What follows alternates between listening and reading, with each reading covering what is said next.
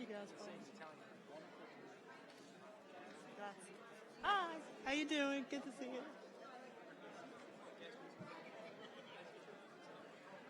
Thank you.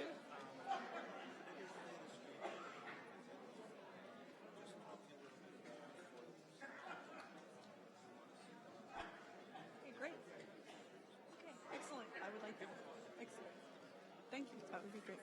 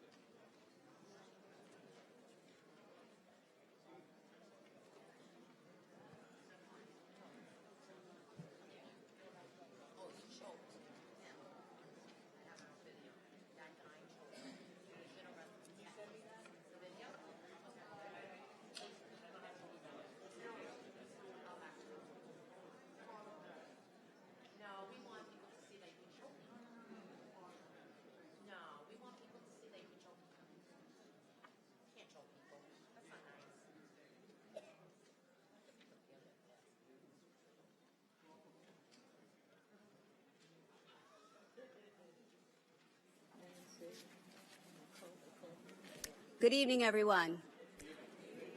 Welcome to this first regularly scheduled meeting for 2018 for the Town Board of the Town of Hempstead.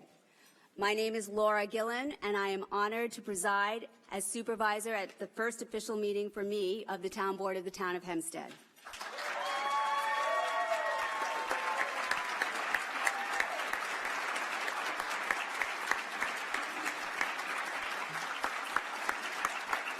Thank you.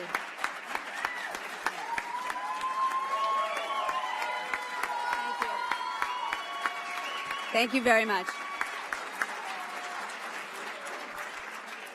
I am so excited and looking forward to working with my fellow council members, the receiver of taxes, our town clerk, the town's commissioners, and our department heads to serve the citizens of the town of Hempstead. For those of you who have never attended a meeting before, we will first have public hearings, followed by an administrative calendar. There are meeting agendas available in the rear of the pavilion. If you wish to be heard on any of these matters, please go to the rear of the pavilion and fill out a slip, which may be obtained from one of our public safety officers.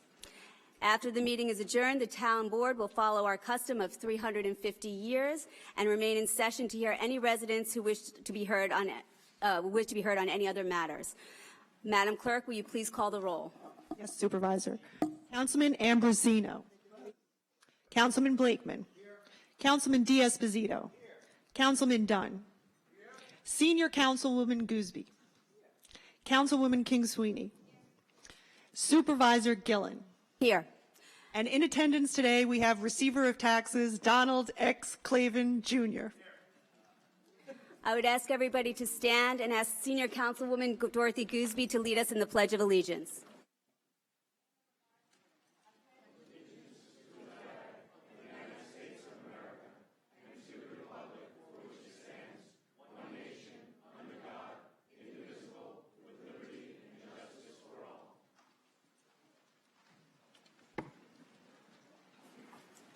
Madam Clerk, will you please call the first public hearing? The first public hearing is proposed local law regarding regulations and restrictions to limit parking in Belmore and Oceanside. I do not have any slips on this matter. Does anybody wish to be heard? Having none, may I have a motion on this item?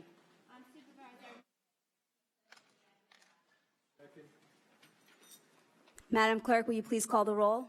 Councilman Ambrosino. Councilman Blakeman. Councilman D'Esposito. Councilman Dunn. Senior Councilwoman Gooseby. Aye. Councilwoman King-Sweeney. And Supervisor Gillen. Aye. Madam Clerk, will you please call the second public hearing? Proposed local law regarding parking or standing prohibitions in Oceanside and Valley Stream. I do not have any slips on this matter. Does anybody wish to be heard? Hearing none, Madam Clerk, will you please call the roll? Councilman Ambrose. Sorry, Madam Clerk, may I have a motion? I move that the public hearing be closed, the item be adopted. Second motion. Madam Clerk, will you please call the roll now? Councilman Ambrosino. Councilman Blakeman. Councilman Diaz-Bazito. Aye. Councilman Dunn. Senior Councilwoman Gooseby. Aye. Councilwoman King Sweeney. Supervisor Gillen. Aye. Madam Clerk, will you please call the next public hearing? Yes.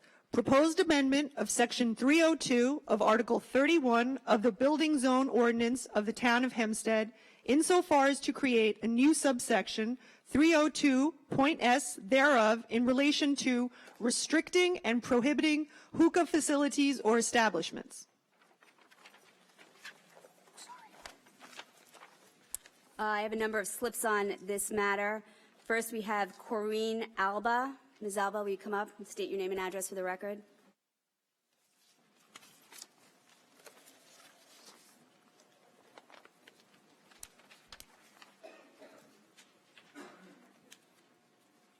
Hi, Corinne Alba. I'm here today representing Yes Community Counseling Center. We're located in Levittown in the town of Hempstead. And I'm here today just to support this legislation moving forward, because what we know in the treatment world, in the substance abuse world, is that the earlier kids begin to use substances, whether it's cigarettes, hookahs, vaping, the likelihood of addiction is higher. So today we're here to help keep families and children safe. So any legislation that could promote substance use puts our community members, our young and our old at risk. We support any legislation that helps educate community members and prevent early onset of substance use. Keeping paraphernalia out of our community is a strong step in this direction. Therefore, again, we support this legislation moving forward. Thank you. Thank you for your comments. Next, we have Felix Procacci.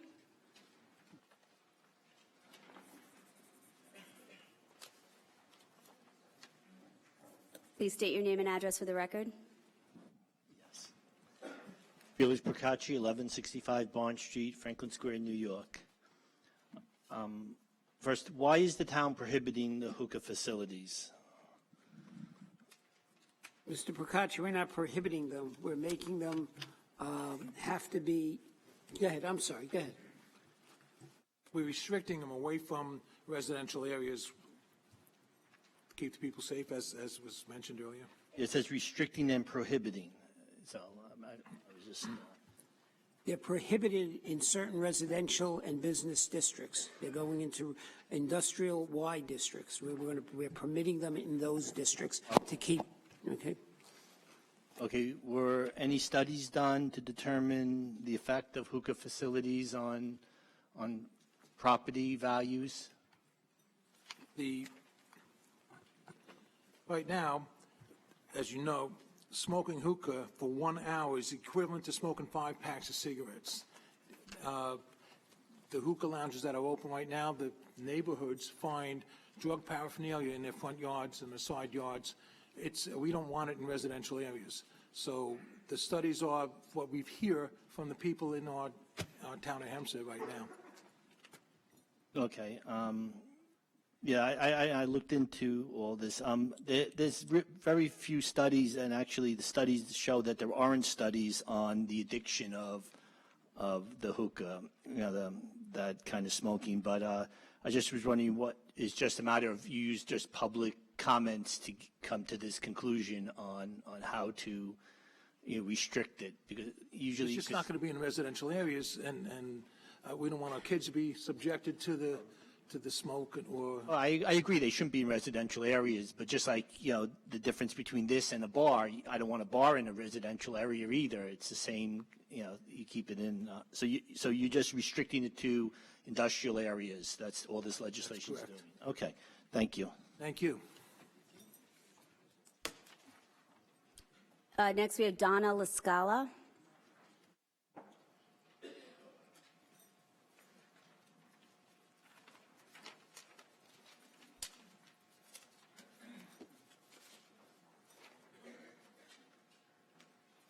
Good evening, esteemed members of the Town Council. My name is Donna Lascala, and I am the director of the East Meadow Smart Coalition, located in East Meadow.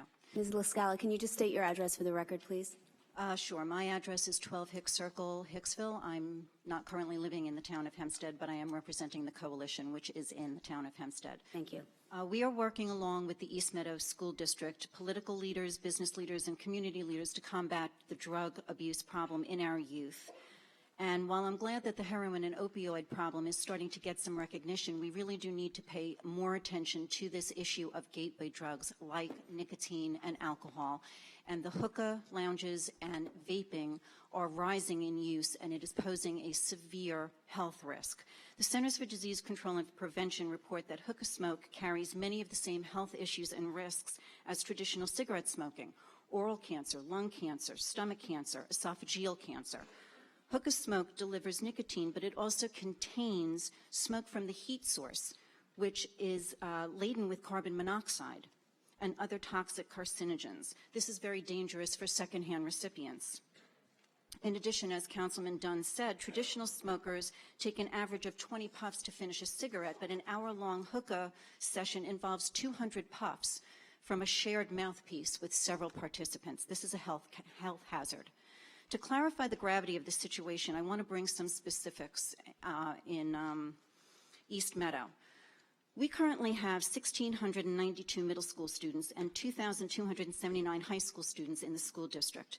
The CDSC reported in 2016 that 7.2% of middle schoolers and 20.2% of high school students reported using some type of tobacco product, and also that 2% of middle school and 4.8% of high school students reported using hookah in the last 30 days. So if we look at that hookah use over a 30-day period of time, that means that 34 kids from Clark and Woodland Middle School combined, and 109 kids from East Meadow High School and Clark High School combined are visiting hookah lounges. This has also risen in college students. 22 and 40, somewhere between 22 and 40% of college students are going to hookah lounges. Now, we have several colleges in our community: Hofstra, Malloy, Adelphi, Nassau Community College. That's about 40,000 students in those 4 colleges. So if you look at 22 to 40%, that's somewhere between 8,000 and 16,000 kids between the ages of 18 and 21 going to hookah lounges. Honestly, we've made it just a bit too easy for them. The Casbah is located at 2051 Hempstead Turnpike. That's within walking distance of East Meadow High School. Mystique Lounge, 973 Old Country Road, is easily reached by Clark students. And Scorpion is conveniently placed between Hofstra and NCC, and that's at 723 Fulton Avenue. So we can point the finger at the manufacturers of these non-tobacco products because they make it so attractive to kids, with flavors like apple, mint, cherry, chocolate, and watermelon, or we can take a good hard look at ourselves and realize that we need to be part of the solution and not part of the problem. And on behalf of the coalition, I would like to endorse Councilman Dunn's initiative to limit hookah lounges and limit their proximity to schools. Thank you very much. Thank you. Thank you. Is there anybody else who wishes to be heard on this? Oh, wait, I'm sorry, we have one more slip. We have County Legislator John Ferretti.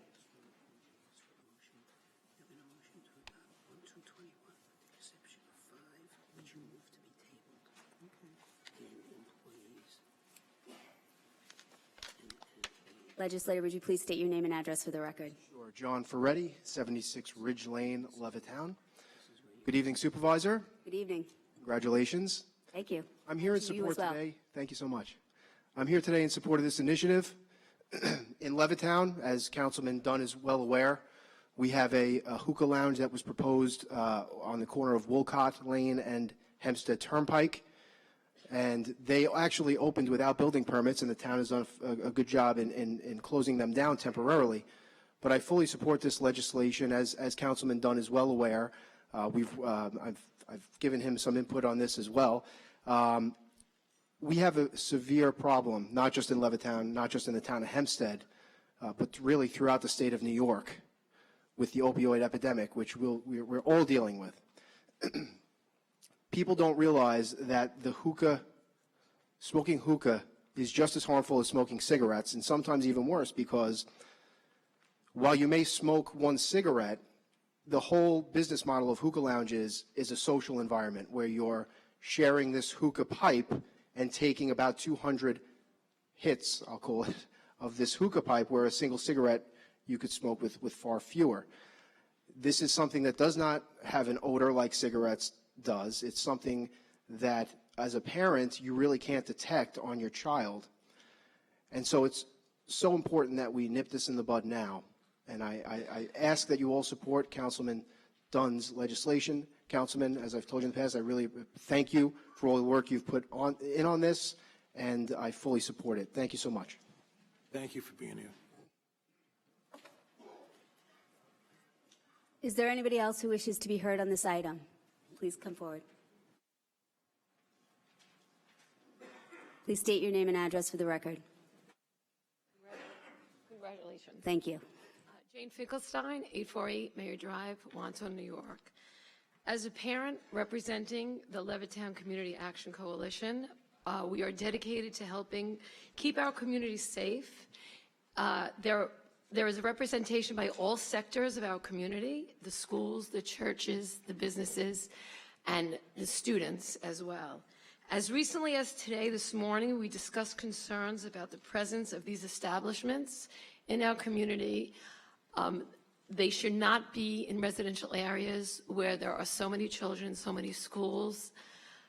Today we had a meeting where we had students from throughout our school district, and if I can tell you, every single topic of conversation from these children were in terms of vaping, of drug paraphernalia, and of not having any place in the town of Hempstead, in my community, to go to which resorts to this type of behavior.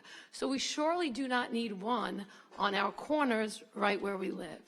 So I would greatly appreciate, as a parent, that this is strongly considered and this legislation is passed where these establishments are not in residential neighborhoods. Thank you. Thank you. Is there anybody else who wishes to be heard? Please come forward.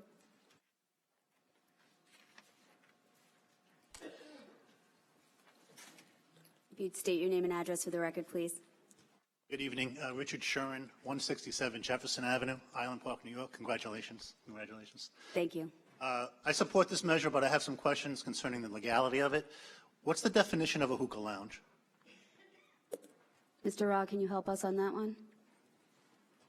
I have to tell you that I really don't know exactly what it is, but it is a premises where people go to smoke large, I guess they call them hookahs. And so I'm not 100% sure. I should have been prepared for this question, but I apologize. Really, my question is, it basically is you know it when you see it. I think I know what a hookah lounge is. My question is, what's the definition of a hookah lounge under this proposed law? If hookahs are present and used in bars, or they're used in cigar shops, for example, which I know they exist in, how do you define a hookah lounge under this law? Has there been any attempt to do that?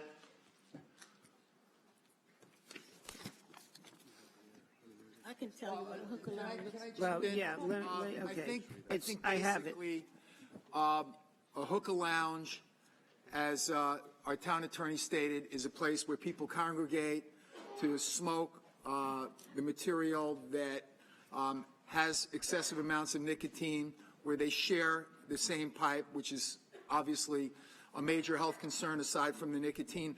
But it's the same thing as saying, you know, you can't have a bar in certain areas near schools. So a bar is a bar, a hookah lounge is a hookah lounge. I don't see that as an issue. A bar with a hookah lounge in the rear would be permitted? No.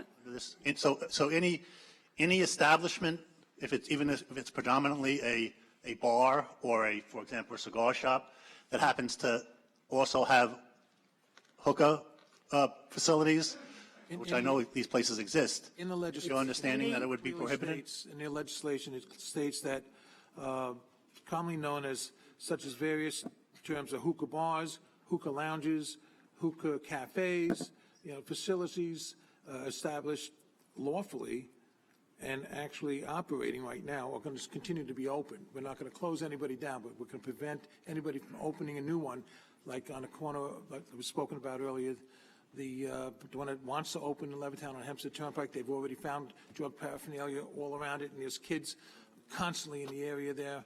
This is not acceptable.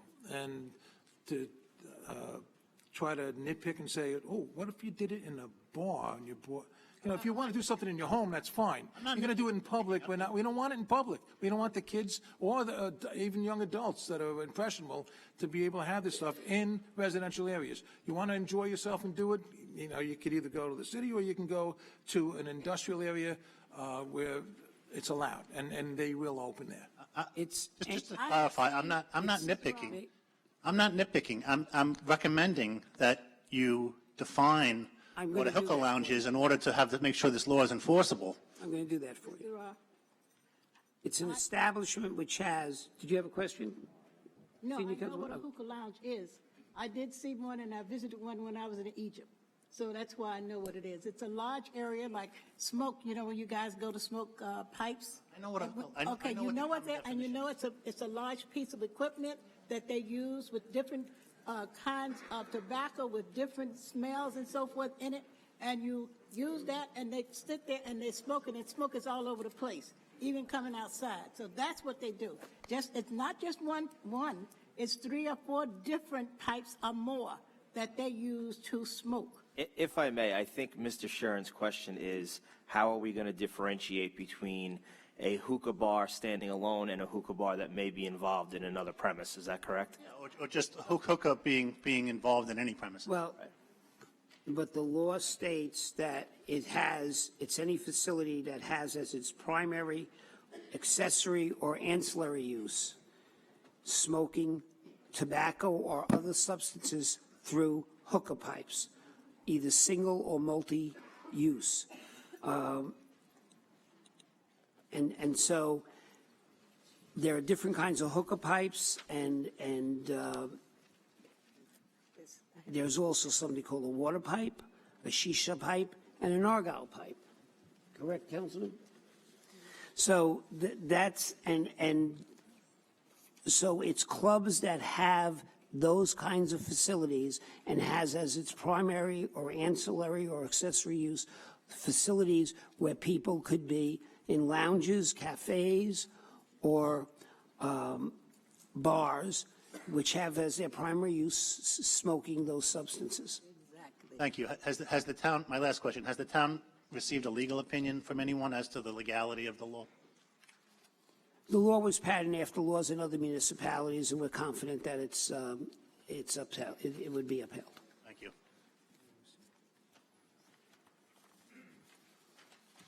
Is there anybody else who wishes to be heard on this item?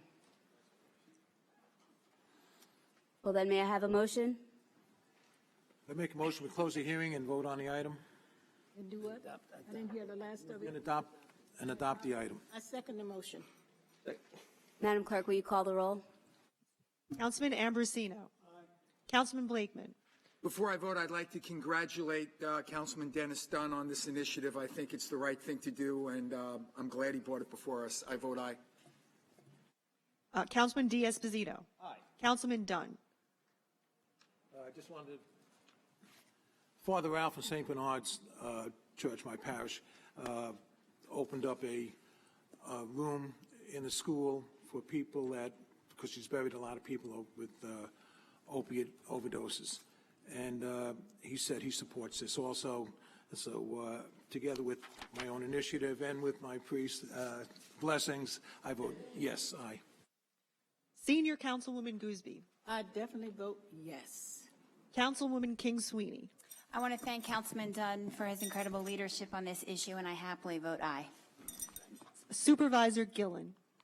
I, too, thank you, Councilman Dunn, for bringing this issue to our attention and for moving this resolution, and I vote aye. Okay, we have now concluded our public hearings. Madam Clerk, please call the administrative calendar. So the item passes, everybody. Thank you.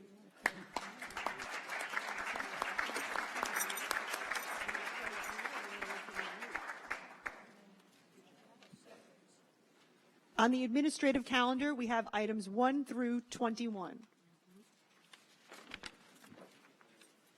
Are there any council members who would like to sever any of the items on the administrative calendar? Yes, Supervisor. On item number 17, I believe it's 17, I'd like to sever two individuals from the item pertaining to Matthew Coleman and Teresa Gaffney. Are there any other council members who would like to sever any item on the administrative calendar? 7, number 5. Oh, you don't want that one now? Okay, we're on table 5, okay. Forget that. I'm sorry. We're going to table it. And Madam Clerk, I would like to sever also on item number 17, Nazrin Ahmad.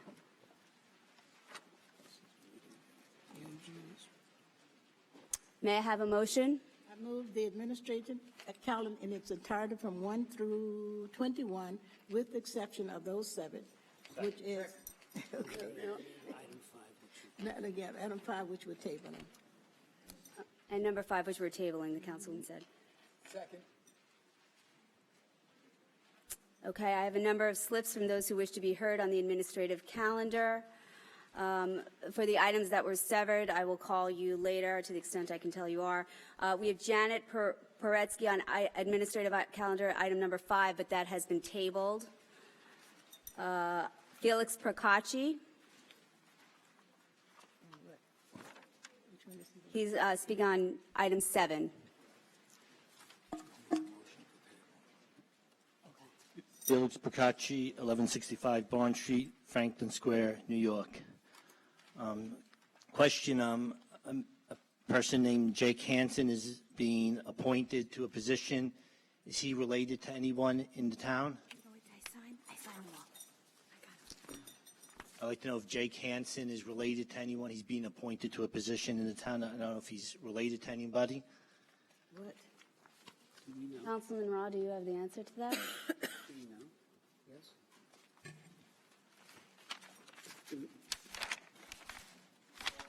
Yes, Mr. Simon. Yes, I believe that, one of the things we're trying to reform is everybody gets a shot at getting the job. And I ask that Mr. Hansen be severed and everybody be applications be open so everyone could apply for that position and have an opportunity, because it's not fair that employees, the children, relationships to employees get first dibs at jobs. On regards to Gaspara Tamanillo, I would recommend that instead of hiring another deputy town clerk, why not we transfer Felice Guarneri back to the town clerk's office, and he has all the years of experience. It's a little bit more money, but it's not really a difference. Instead of bringing in additional salary, why not be more efficient? And that's my suggestion on that. With regards to Susan Polkowski, can't get that name right, I'm sorry. Back in 2011, when I worked with Gary Port, I received an email from a reporter, and Mrs. Polkowski wrote this in an email to Jackie Nash of the LI Herald. As mentioned, here is the info about Felix Procacci receiving $880 from Gary Port's campaign. It is available from the Board of Elections filings. It was done from her tohmail.org account at 1:56 p.m. on November 4, 2011. She's a policymaker. She's involved in, politics, and I really, question, really, keeping somebody who's really a political person on board when they really were hired for political reasons.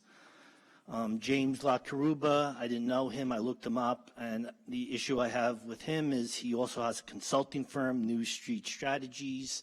If he gets a phone call at 10 o'clock in the morning, 11 o'clock in the morning over here regarding his consulting firm, does he take the call? Does he wait till 5 o'clock when he goes home? He does public and private work in his consulting firm, as stated on his LinkedIn.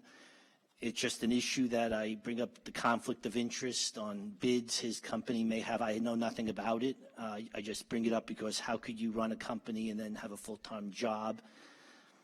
And on Matt Hines, as everyone knows who knows me, I do from time to time, I do email blasts, regarding issues in the town of Hempstead, things like, all factual information. I'm not political, as everyone knows. It's just fact-based stuff. And back in 2013, he asked to be removed from my mailing list, and it was kind of shocking to me because somebody who's involved in the day-to-day things in politics in the town of Hempstead, I figure should be up to date on the latest and greatest stuff that's going on in the town of Hempstead.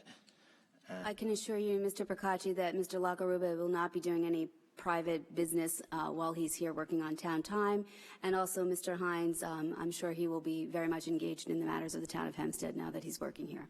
Okay, these are just things that concern me, and like I said, I don't know Mr. Karuba, so I can't speak to anything he does, but it just, he's going to have to fill out, if he didn't already, his disclosure forms. And like I showed with Ms. Botaski on Town Time, and I've had other emails from other employees that are contacting news reporters about politics and not town business. And once you're political, how do you separate, like Matt Coleman, how do you separate what time you go home and what time do you start your job as a consultant for Mr. Santino? He had 2 jobs too. He was hired on his campaign, and he was an employee. So when does one job end and one job begin? And, he got $40,000 raise for his additional responsibilities. Meanwhile, he's being asked to transfer to another position, which obviously doesn't have those additional responsibilities at the same salary. I don't know how the vote's going to go, but that's just an example of how it's unfair. First, you give a raise for additional responsibilities. Now you're taking away the additional responsibilities, but you don't take away the money. So I'm just bringing this up as facts, and that's it. And I hope the best gets made of these facts. Thank you. Thank you, Mr. Procacci. I think you raised some issues that we will address and that will make sure that all employees are devoting all their efforts to the town of Hempstead when they're here on town time. Next, we have Jim Alkus.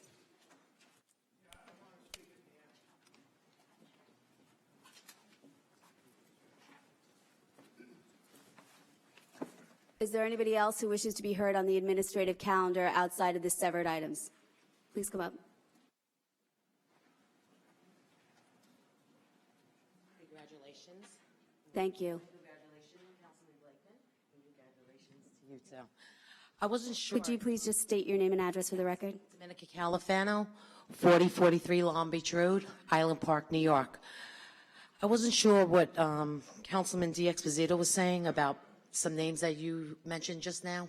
Matthew something. I know I didn't get the names, and I don't see them on the paper. The supervisor asked if there was any items that wanted to be severed off the calendar. She severed one name, which was Nazarene Ahmad. I severed 2 names, Matthew Coleman and Teresa Gaffney. Teresa Gaffney's from East Rockaway? Yes, she is. Isn't she overpaid and part of Santino's political connections and getting extra money for her house from Storm Sandy? That should be looked into more?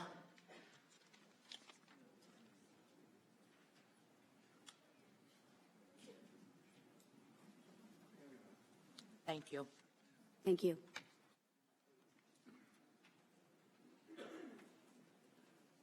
Is there anybody else who wishes to be heard on the administrative calendar?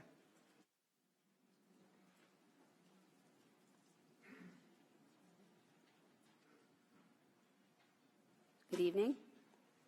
Good evening. Mita J. Meriday, Baldwin resident. Yes, and liberty and justice for all. Congratulations. Thank you. Congratulations. To one and all, 2018, new year, hopefully. I did have a question with regard to 16 and 17. I'm curious yet optimistic with regard to why number 5 was tabled, because that was on my list as well. So I will see how that develops. I'm just curious as to whether this amending process under 17 has to do with some of the, let's just say, inaccuracies that were presented at the December 12th meeting that are being corrected now. Just curious. Which parts are you talking about, Ms. Meriday? Well, I don't have the extensive list as the previous speaker Mr. Procacci, but from what I gathered is there some of the issues that are being amended under 17 have to do with some of the decisions that were made hastily, I might add, on December 12th? Item 17 is mostly bringing in some of my new staff, getting them added to the Town of Hempstead payroll. And there's also a bit of reorganization going on within the majority town board members' staffing. Maybe, Mr. Raw, would you like to speak to that? The town board is reorganizing how they staff and how they assign their personnel. They're going to have a central pool that all Town of Hempstead council persons can utilize, together with one employee assigned to each individual council person. Councilwoman Gooseby is in a separate situation, and she is going to have the same situation, but in her situation, since she's the only member of the minority, she will have all access to the entire pool. So the amending process has to do with Supervisor Gillen's appointments, not cleaning up. Okay, so that's what I'm asking. No? No. So, item 17, many of the personnel that are listed here are people coming on to my staff. In addition, there's a number of reassignments of people keeping the same salary. Correct me if I'm wrong, Mr. Rock. Keeping the same. Sorry.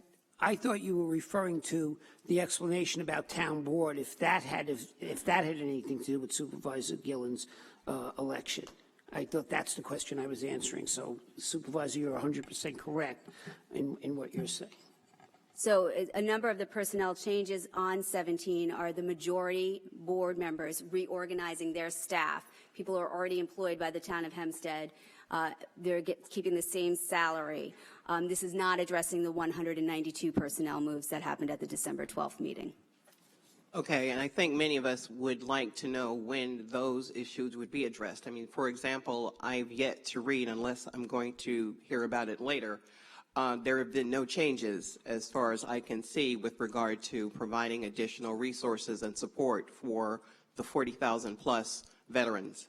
I have not seen anything. I have not read anything in Newsday, skywriting, nothing that speaks to that, which is a major concern, as previous speakers have addressed with regard to the opioid crisis that we have. We can talk about hookah lounges, but we can talk about some of us, like myself, who, as a 9/11 first responder, just walking into this building, getting past the corridor where the cigarette smoke is still intense. We can talk about those types of issues. Let's talk about, as far as the training that we sorely need in this country, as well as in this county and in the township, with regard to harassment issues, things like that. So I'm still concerned as to these resolutions and creating and continuing, and we have not made any changes.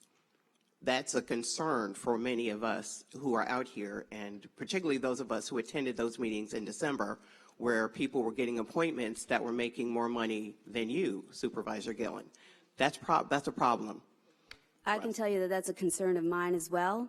We're doing what we can to try to resolve some of those issues.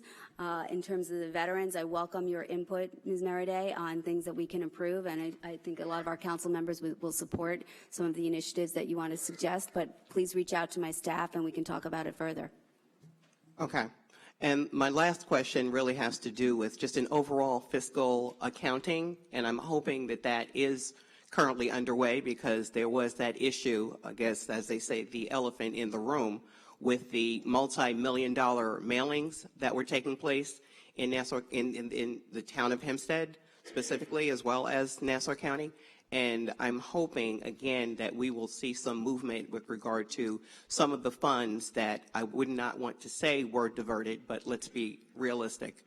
Some of those funds were diverted into different areas that I think could provide the services that our members desperately need. So I'm just hoping that those are taken into consideration. And if misconduct is the only way that people will have to be removed from their job or not performing their job, then they need to be removed by any means necessary. Lastly, I'm just hoping that we have more diversity. I'm definitely looking for more professional courtesy from those of us who sit before this board, and I'm glad that I can see that when a question is being asked, when it's answered, that the clock has been stopped, because no one should be disrespected the way many of us have been disrespected in the past. So I'm trying to be positive. I agree that everybody who speaks here should be treated with respect, Ms. Meriday. And it's a pleasure seeing you before us. And as I said, we look forward to doing what we need to do to make sure that our town runs smoothly and that all of the interests, all the constituencies, their voices are heard and their needs are addressed. Thank you very much. Thank you.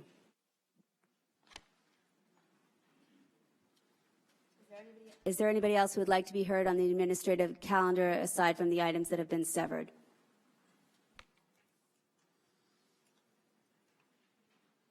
Hearing none, may we have a motion on the administrative calendar with the exception of the severed items?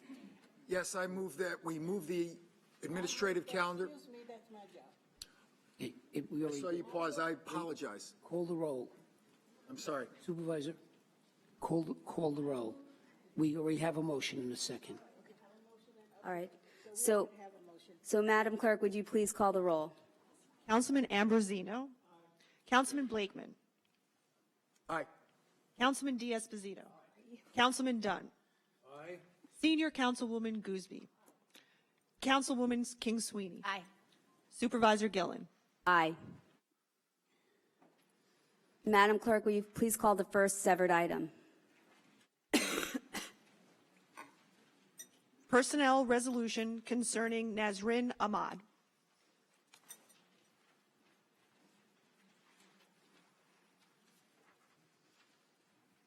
Valerie Lamp.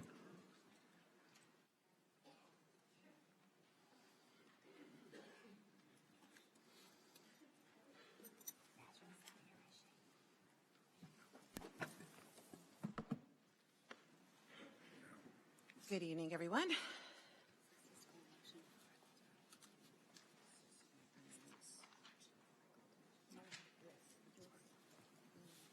Could you please state your name and address for the record? Hi, Valerie Lamp, 2506 Lakeside Drive, Baldwin, New York. And so excited, really excited about the new regime. Congratulations to everyone who not only won, but also to Councilman Blakeman for his deputy appointment. All right, so let's rock and roll. With regards to this transfer for Nazrin Ahmad, I would really urge the board, the full board, to consider the fact that not only did one department basically say that they can't afford this additional payroll and that it was going to be a huge financial burden. And so now they're looking to transfer this person to a new department. Yeah? Should I go? I'll wait. Okay. I'm waiting. Yes? Okay. Sorry, go ahead. So, no, that's okay. I'm basically making the case for not to approve this transfer for Nazrin Ahmad.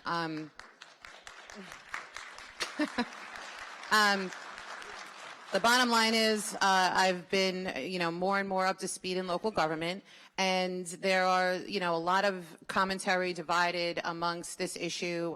Some people have known her and they work with her. Some people think she's a nice person. I don't know her at all personally. I don't think that that is a reason to give someone a six-figure salary or any salary for that matter, but also specifically to the department which she's allegedly going to be transferred to, the Parks and Rec Department. This is the same department that denied the Winsome Park funding and basically told them to go out and fundraise. So what I'm trying to ascertain is, why would they hire someone for $100,000+ when they made the citizens and residents of South Merrick fundraise for a playground? And then after they fundraised, they were still dealt an issue. But this is a quote from the Let's Play page on Facebook, the Merrick Park issue. With the help of Councilwoman Erin King Sweeney, we have worked hard to secure approvals from the town of Hempstead to build this park. However, there is no room in the existing town budget to support the build. So, you know, there seems to be a huge discrepancy in terms of what's right. I can't hire someone for $129,000 simultaneously telling my customers, in this case the residents, that I can't afford to give you the product. Additionally, I wanted to also quote Mr. Conroy, the former town controller, that in the October, after the town proposed the budget raises, Mr. Conroy's statement was the town's budget calls for a total fund balance of about $140 million, including $120 million of reserve cash available. So this is a quote, we were out of compliance with our policy and previous budgets, and we are using the fund balance to mitigate a tax increase. So they were raising taxes exclusively to replenish the fund balance. It doesn't sound to me that the town has an extra $129,000 and change just to transfer a, quote, nice person so that she still has a job. I mean, this is to be irresponsible and financially imprudent. In the world of finance, they urge every single human being to have 3 to 6 months worth of emergency expenses, 3 to 6 months of personal expenses in your bank account, okay? If we're a township and we're out of compliance for years, how can we just toss around $100,000 plus salaries to people because we may like them? That's it. Thank you. Is there anyone else who would like to be heard on Ms. Ahmad?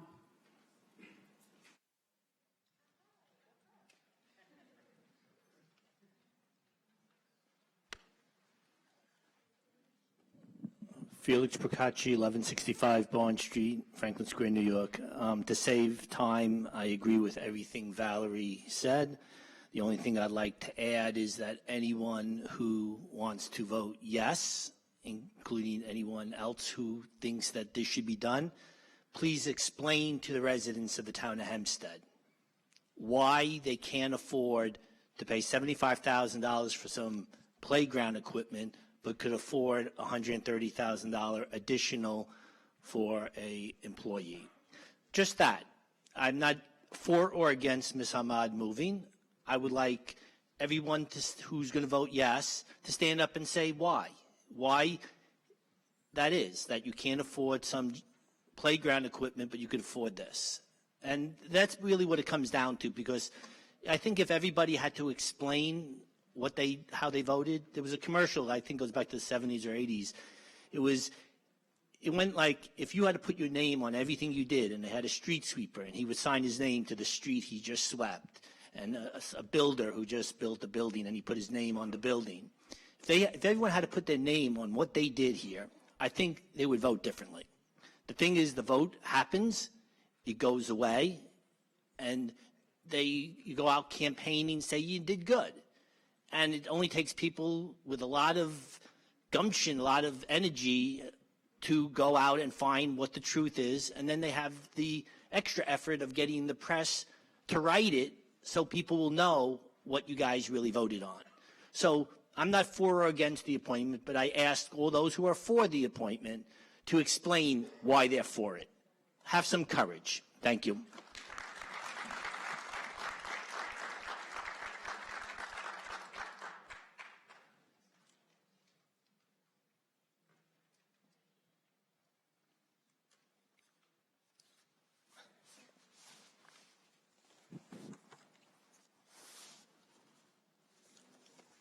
What a sight for sore eyes. Congratulations again.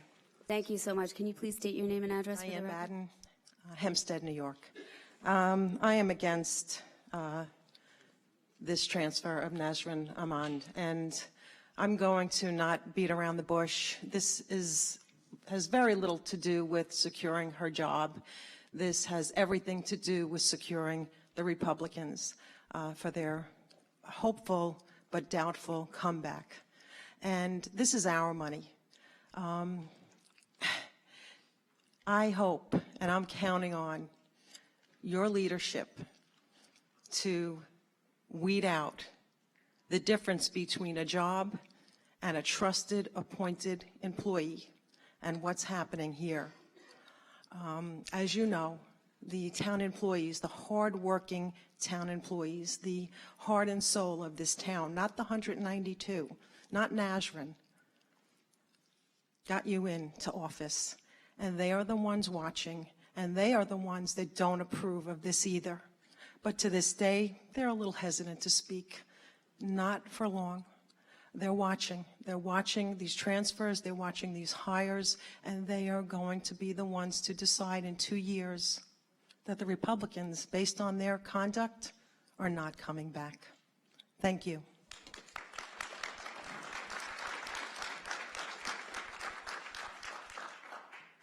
Is there anybody else who wishes to be heard on this severed item?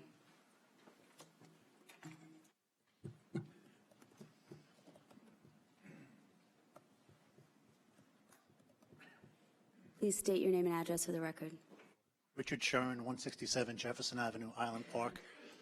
I think it's been very well said. I really don't have much to add, but Mr. Procacci raised something that got me thinking.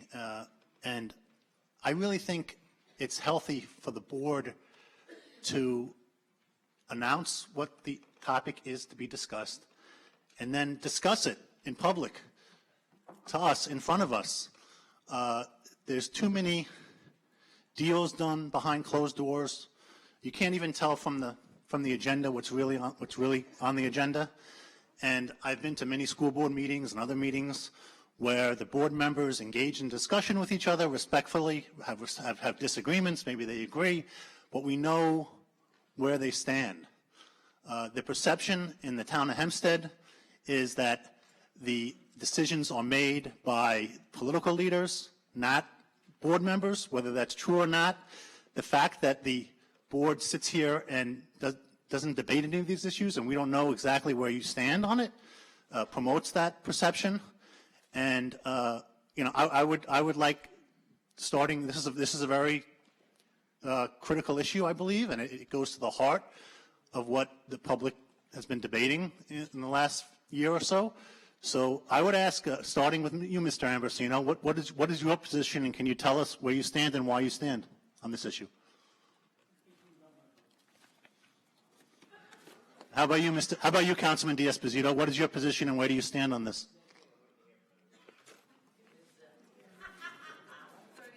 Senior Councilman Gooseby, what's your position? Excuse me? Councilman Dunn, how do you stand on this issue, and what's your rationale?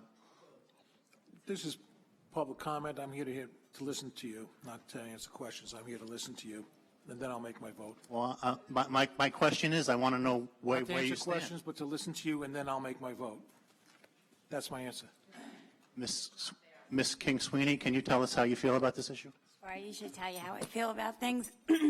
I support Nazarene in this position. I realize some of you in this room would disagree with me. I think Nazarene has a fine record of public service. I know her well, and this is not a political decision. It's a professional decision, and I respect your comments. I respect everyone who's spoken today, and I think that while you might not see a lot of debate in front of you tonight, I think what is actually happening is a lot of productive conversations that we're having, that we had upstairs tonight. There's a lot of collegiality on the town board, and I think all of us are trying very hard to get things done for the residents of the town of Hempstead. And we're going to disagree on things, and that's fine. But there is a lot of healthy conversations and debate going on.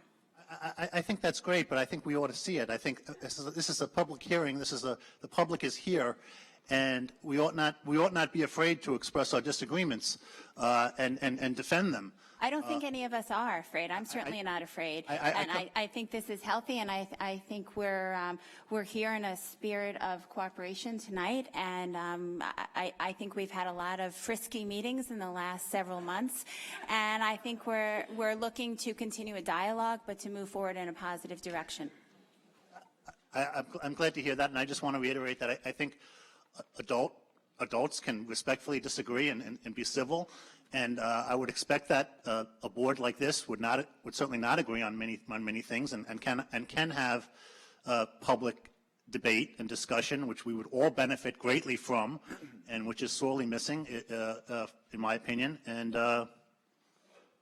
that's it. Thank you. Thank you.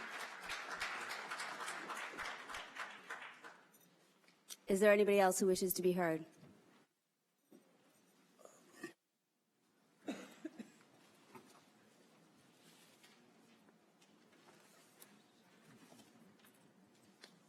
My name is Arlene Walker. I'm a resident of West Hempstead, and I'm against. My name is Arlene Walker. I'm a resident of West Hempstead, and I'm against the appointment for Nadra. We voted for you to make a clean slate of this board, and holding on to Nadra is like putting dirt back on your plate. Okay? So remember, 2 more years, we're going to decide again. Thank you.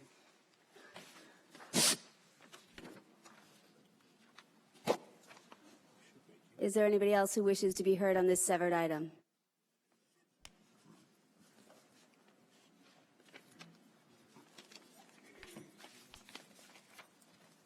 Lucille Defina, Merrick, New York. I don't completely feel like I can judge or say about her performance, her work, whether she should be here, where. The only thing I did hear is that she's being moved to a department that has no funding, that doesn't have any money. So if, as Councilwoman Sweeney thinks that she is a valuable employee and she has done great things, of course, we don't know about what she has done. But if you feel that way, if the board feels that way, why isn't she being moved into a position where she actually has work to do? And there, she will be doing something for this high overpaid salary rather than go into a department where it doesn't sound like they are going to be doing much anyway. Isn't that a total waste of money? There must be a place, if she's that valuable of a person and has such a great track record at whatever it is she did, there must be a position where she will actually have to work and use her talent, if she's that talented.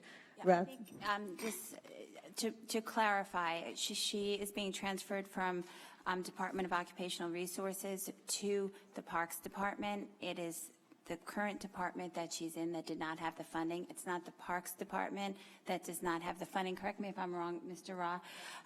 Additionally, obviously, I fought hard for Winsome Park. That is, in a way, a separate issue, and I don't think it's fair to say that we don't have funding for parks. I think that the decision was made not to fund that park. We will be building that park. I mean, the residents of Merrick are raising money. It will be great, and we're working with the community. But I think we're mixing a couple of different issues right now. As I said, I don't totally understand, so I was a little hesitant to come up here to speak about this. So her position will be in the Parks Department, and that is a department that has the money to maintain and improve, and what is her position there, and will she be a valuable employee that's worth making that kind of money? I mean, my expectation is she will continue to be a valuable employee. If at some time she or anyone else is having issues that warrant, a move be made, then we'll address it at that point. But as far as I know, she has been a good employee for her entire time. She was a town clerk, and she served in the clerk's office prior to being appointed the town clerk. So she does have years of track record at the town of Hempstead. As far as whether or not the Parks has money, I don't want to suggest that any department is flush with tons of cash and we're giving cash out to everyone. I think everything is a budgetary decision that the board, along with the supervisor and the commissioner of that department, will discuss it. But there was not enough money in the previous department, and she's moving to Parks. Did I say that correctly? I mean, as far as the funding, I want to make sure that I've had that accurate. You would just think that the Parks Department, I mean, that would be a department that there's more laborers and supervision and maintenance, and I would think. So what does someone coming from her type work in being a town clerk, of what value would she be to the Parks Department? What will she be doing there? She is filling a vacant position that's already there. She's filling a vacant position. What And was she is that going, position? and she's going to be working on personnel issues and as the commissioner decides any other things, but she mainly is going there to work on personnel issues. Ms. Delphina. She's a little overqualified for, I mean, you're just kind of putting her wherever you need to put her to keep her. And I guess that's what's upsetting, because we're coming off of years of Hempstead just being a place where people just did favors and took bribes and did whatever they had to do to keep their friends and family employed. And it'll be very disappointing if we go and do this again. Ms. Delphina and Ms. Walker, I just wanted to point out to you that I am the one who severed this from the administrative calendar because I do not support this move. I think that there were 192 people moved. She was moved to a place where they thought her services would be valuable, but when they had no money for it, they're moving her someplace else. I do not support this move, and I'm going to be voting against it. I don't think I'll have a lot of company, but I am the one who severed this for that reason.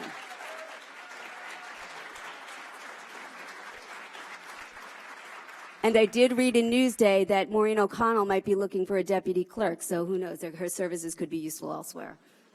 Well, thank you, Supervisor Gillen. I must say me and a bunch of other people in this room are right now very relieved and still maybe a little disappointed. Councilwoman Sweeney, you did a great job getting us here, and I hope you reconsider. Okay, Councilman Sweeney, I would like to thank you for separating and letting people know there is a difference between the parks money, you know, for your park, and the money that's in the Parks Department. It is parks and recreation. And many of you know we have great programs for all of our seniors. We have great programs for our children. And we have wonderful programs always during the summer for our residents. So it does take someone to work on those. If you've ever come to the programs they have for Halloween, they had a wonderful, wonderful concert that all of our residents truly enjoyed. It's open to the public. If you're a senior, you also get a free pass so you can come to the park. So I really think it's wonderful that you had the opportunity to explain the difference between the monies. And of course, we have a problem with monies and occupation resources because it comes from the federal government, and the federal government has cut most of the money that we get. And that money is used to help our people in our town to get their resumes together, and we have many trainings so that people can learn to get a job. That's what it's about. So that's why she's not there, because of it. I think Nazarene does a wonderful job. Good evening. Congratulations to the new transition team. Thank you. Could you please state your name and address? Alberto De La Rosa. I'm from Rockville Center, New York. I'm a first responder for New York. I'm very proud to be here tonight. But I've been listening to the whole conversation where everybody come to the mic, and it told me that I want to say something different, but I went to the Bible. 1 Peter 2:17 say, honor all people, love your brotherhood. What I see tonight is a little friction, like attacking a new transition team that came to Nassau County to do something differently. And I believe, in my personal opinion, on my personal behalf, that what we need to do is to work. I want to see this meeting again 1 year from now. All this literally statement that I've been hearing is about not what we want to do for Nassau County, but what we want to do for one specific person. And I believe we need to move forward in different directions because we are a community. It doesn't matter what party we belong to, we need to work for Nassau County as a team. And that's what I have to say. I agree with you, sir, and I'm hoping that this council will work together as a team to do great things for the residents of the town of Hempstead. Thank you very much. Is there anyone else who wishes to be heard on this severed item? We're talking about the Nazarene Ahmad item. Scott Banks, 165 Willis Avenue, West Hempstead, New York. Congratulations. Thank you. Mr. Robb, how long has the position been open at the Parks Department?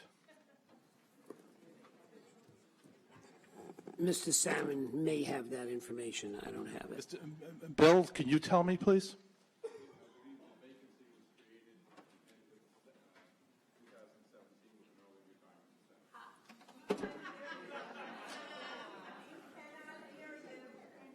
You're saying but, it was in 2017, at the beginning of 2017? At the end of 2017? And were there other individuals considered for the position in the Parks Department who have worked in the Parks Department during that period of time? Can you respond to Mr. that? Salmon, can you answer that? I was not a member of this town board and council. I was not supervisor in 2017, so.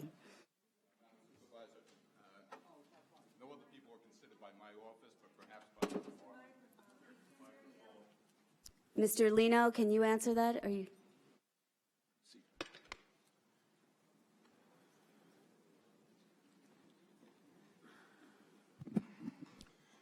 Supervisor, if I may, a number of positions opened up. We weren't sure exactly who was going to be retiring, taking advantage of this early retirement incentive.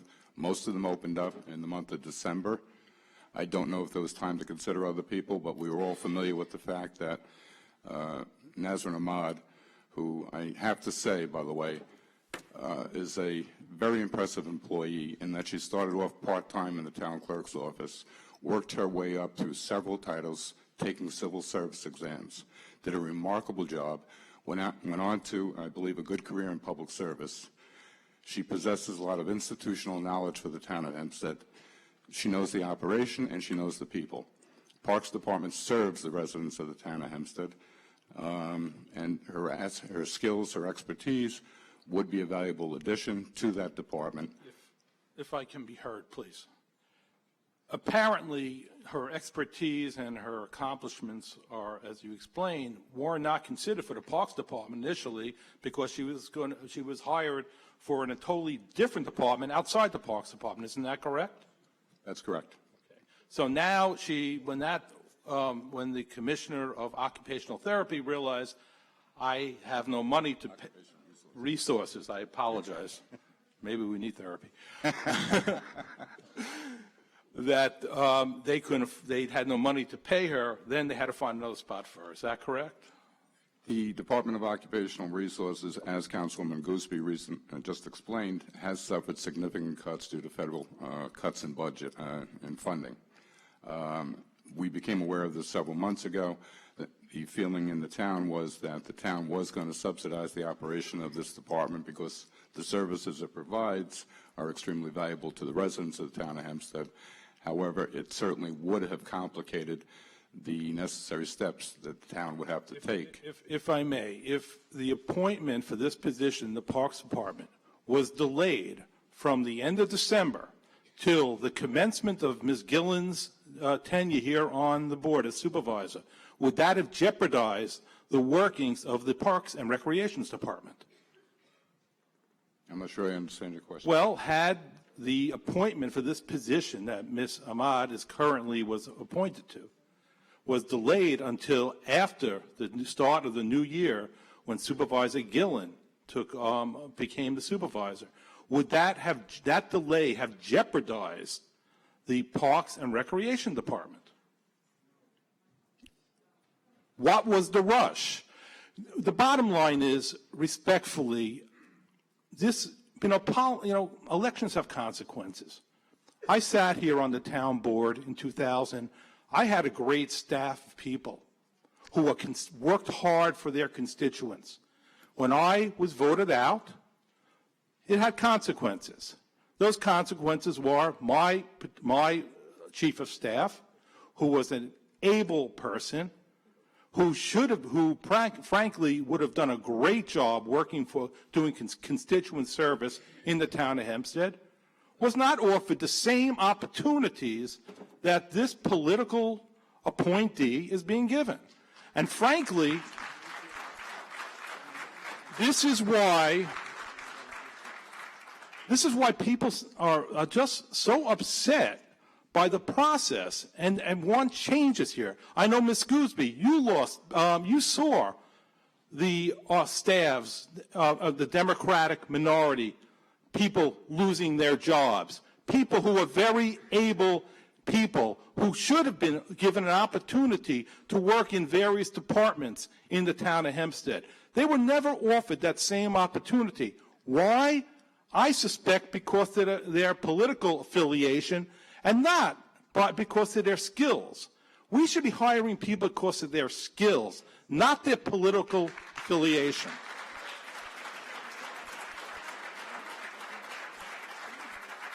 So while, Ms. Sweeney, I really appreciate, I understand, you have a, you're doing this because you believe it's right. I understand that. I don't believe that you're doing this purely out of politics. But I think this move was made because of politics. And I think we should take a step back and reconsider this position because, once again, elections have consequences, and that if this position is going to be filled, it should be filled by somebody who has experience in the Parks Department, experience in knows the personnel in the Parks Department, and not somebody who was a former elected official. Thank you very much for your time, and good luck.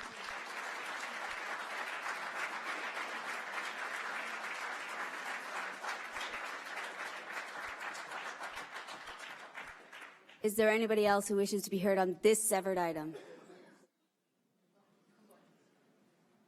Please state your name and address for the record. Audrey Chufo, 40 Nancy Boulevard, Merrick, New York. First of all, I'd like to say Happy New Year to all, and congratulations, Supervisor Gillen. And what I want to say is we did elect you, Supervisor Gillen, to have a change in the way the usual things were done. Now, I understand, Ms. Sweeney, that you feel that Nassim Ahmad was a very good employee. That doesn't mean that she should necessarily move to this position. I know as a resident of Merrick, town of Hempstead, I had some difficulties with the town, with recreation, the Parks Department. I play tennis in Prospect Park. And for the longest time, they wouldn't let us play on Sundays until 12 o'clock because of church services. And when I inquired, they just said the church complained, it was too noisy. That was really because of the basketball players who were very noisy and very vocal. Tennis players are not real noisy, people who are very vocal in the things they say. But I got no help. I tried my best. That was part of the culture. It was keep things as they are. The people complained. It was the church. We're going to keep it as it is. We wanted a change. That's why we elected a new supervisor. So therefore, why can't our supervisor decide, interview candidates, and select that person? Why is there just this still culture of the same thing? This political change should be happening. Supervisor Gillen selected Bruce Blakeman as her deputy supervisor. Let's all clap for that.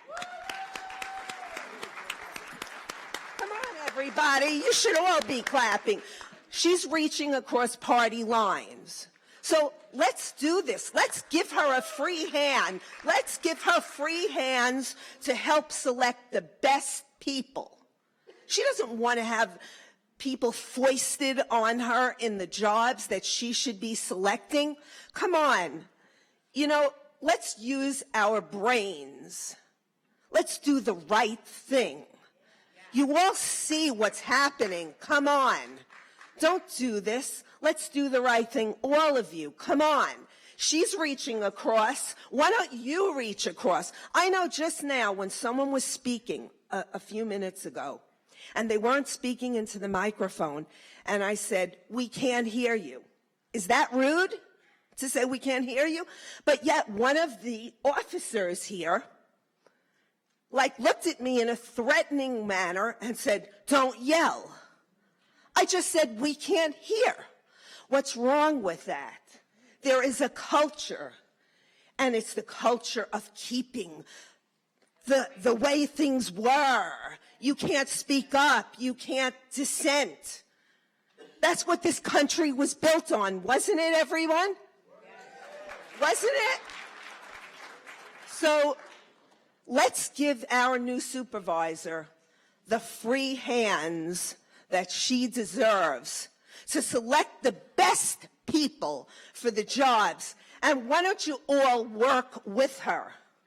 Not against her, but work with her. She's here, and she's here to stay. Ma'am, if I could say, I think over the last 12 months, what you saw was a lot of dissent on the board, and I congratulated my friend Bruce publicly on the selection that the supervisor made. I think that was great, a great sign of bipartisanship, and he's really qualified. He'll do a great job. And you live in Merrick. I'm not sure that the tennis situation, I can't imagine that happened in my office. If it did and we didn't help you, I apologize for that. My kids play tennis. We love tennis. That was before. But I do think there's a lot of things that have changed, but also not everything that happened before was bad. And I think that, someone, whether it's Nazrin or any other person, is subject to a town board vote. And that's what we're doing right now. We're voting as a board on different positions, and we're going to agree and we're going to disagree. And as far as supporting the supervisor, I've said a lot of public things about the supervisor, and I've attended a lot of public events with her. And if you could see my phone log today of all the phone calls back and forth with the supervisor. I went and chatted with the supervisor right before the town board meeting. So I think there is a tremendous spirit of cooperation going on, and I think we're all really trying, but just because someone was old, I don't mean age-wise, but from a couple of years ago, and we're trying to keep her on, that's not necessarily a bad thing. And we can all disagree on these types of things, but I think we are really trying our best to work together. Let's maybe take a little more time before you decide on someone who was elected for one office and is now being put into something else, which she may not really be qualified. Does it help that she plays tennis? I'll tell you what. Let me have a tennis match against her, and if I would, and I'm going to have Lucille Defina play against her. Then she has to beat Lucille. Obviously, you've never seen John McEnroe play if you say that they're quiet tennis players. I tell you that I am optimistic. As you know, personnel decisions they're on the calendar because they have to be voted on by the town board.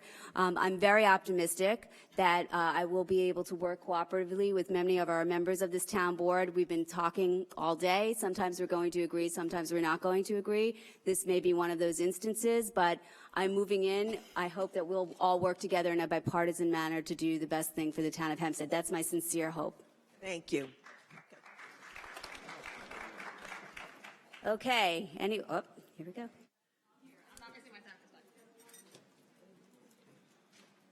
Hello, Sue Moeller, Salem Road, Merrick, New York. Congratulations, Supervisor Gillen, Sylvia Cabana.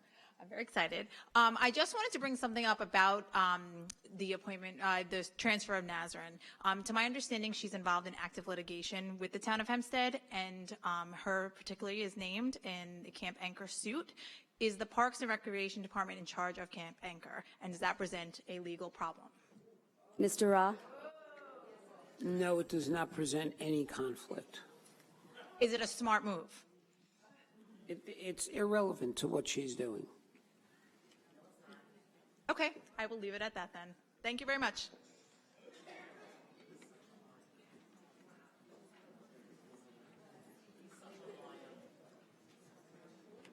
Can you please state your name and address for the record? Giovanni Ortiz, Freeport, New York. And I'd like to start by saying congratulations to you, Supervisor Gillett, and to our new town clerk as well. I just want to reiterate a point that you brought up earlier because I think it's important. As far as it being a political move rather than the best person for the job, for them to move her to a position that didn't even have the funds to support her in the first place shows that it was rushed and not thought of, and it was rushed because it was a political move done at the last minute.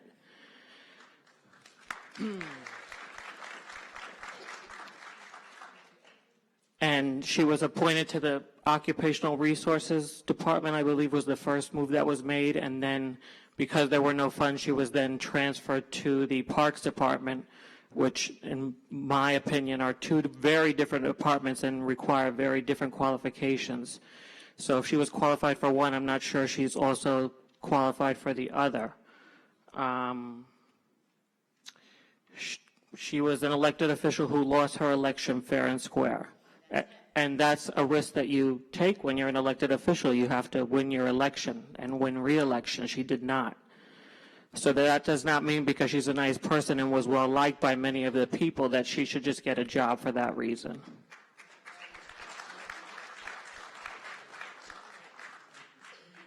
So because it seems like some of the council members have their minds still wondering which way they're going to vote, I suggest maybe that they conduct a new search for that position. And if Nazrin Ahmad is the most qualified, then she should get the job. But if there is somebody else more qualified, just because they were not an elected official or a member of the town before, they should have the right to apply for that job as well.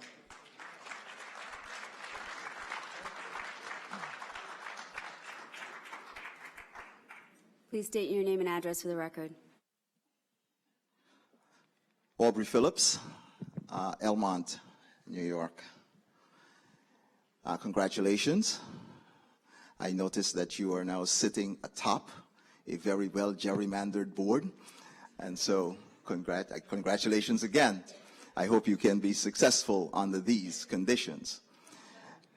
I'm optimistic that the town board members will work cooperatively with me to do the best thing for the town of Hempstead residents. Terrific. So I've been listening to this conversation or this discussion, actually more of sort of a community monologue to the board. And the problem that I have with everything that's coming back from behind the dais is that it revolves around cash, money. One department didn't have sufficient funds, so we moved her to another department. And this seems to be done without any consideration for skill sets. I would like to know where is the posting for this job so that others could have applied for it. Where was this job posted? If no one can answer where this job was posted, I might suggest that since this is a public body and that I believe this job is not one that's intended to be appointed to anyone, that maybe we should pause, post this job, its requirements, its qualifications, etc., so that people who qualify for this job can actually apply for it and a reasoned discussion can be had about the candidates that apply for this job. I'm from the community of Elmont. Elmont votes. Elmont remembers. And at this point, Elmont is very educated. So we understand, Supervisor Gillen, that the conversations in the community that may come about suggesting that you haven't been doing a good job, etc., we understand that you're sitting atop a well-gerrymandered board. And so, with that said, let's repost, if it wasn't posted, let's post this job in a way that the community can have access to it, people can apply for it, and in fact, if she is the best candidate for the job, she will get it. But the way you're doing it tonight is nothing more than a vulgar political move. Thank you very much.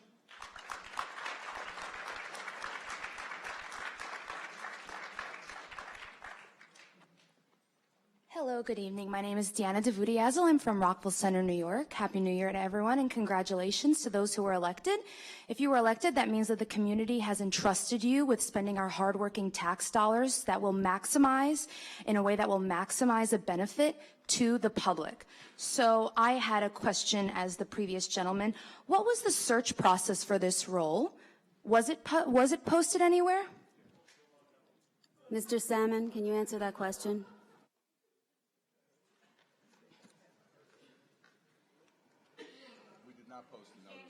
He said that they did not post the notice. I will repeat what he said. He said they did not post the notice. Okay, thank you. Now, my question is that there's arguments that have been made that she is highly qualified, has experience, but is it not true that in her previous role as town clerk, she forgot or did not correctly post or give public notice to certain past legislation and or town meetings, such that legislation that was passed had to be invalidated? So if that is the case, and someone please correct me if that's wrong, doesn't that show a track record of a little less than success? Wait, let's have the facts here. I mean, before we disparage someone, I want to make sure we're correct here. Mr. Rott, in the context we're talking about, and that was the ethics law that I was heavily involved with, which I totally fought against, that had nothing to do with Nazarene. I want to defend a person's character here. That had nothing to do with Nazarene. Okay, but did she not fail to publicly notify the public or something? I remember reading about this in Newsday. There was an issue with the notice. It had nothing to do with the town clerk's office. It was the notice that was provided to her, the legal language of the notice. I fought hard against that bill. I cannot wait to get rid of the income cap, but that was not Nazarene's fault. And we have to lay the blame where that is not with her. So she posted a notice that shouldn't have been posted, or whatnot? It was legal wording that was provided to her by the legal department. She is not a lawyer. She's not asked to act as a lawyer and confirm that that language is correct. She was absolutely fulfilling the responsibilities of her job. I will not stand by and let someone's character be attacked. This was not her fault. That mistake rested with someone else. I was totally opposed to what happened, and I will litigate that if necessary, but this was not Nazarene's fault. Okay, well, that's good to know. So either way, whether or not this Ms. Ahmed is qualified, I think that her appointment creates a perception that the town of Hempstead is really a jobs program for friends and family of the town of Hempstead. And I believe that if we are to move forward as the largest township and most successful township in America, we really need to have more of a meritocracy whereby positions are opened up to the public to apply for. Finally, if it's true what other residents are saying, that there wasn't budget for parks or whatnot, yet we have a budget for a $130,000 position for Ms. Ahmed, if those who are voting for her role believe that it is so necessary and crucial to have her, perhaps they are willing to reallocate funds from other places in the budget, because it seems that people have articulated the Parks Department has been unable to fulfill its role to the residents of the town of Hempstead. And finally, I wanted to ask some of the council members, just as a general principle, do you believe that you owe your constituents and the residents of the town of Hempstead a justification for any vote that you make? So do you believe, just in general principle, that if asked, you should provide a justification for any vote that you make to your constituents? Mr. Ambrosino?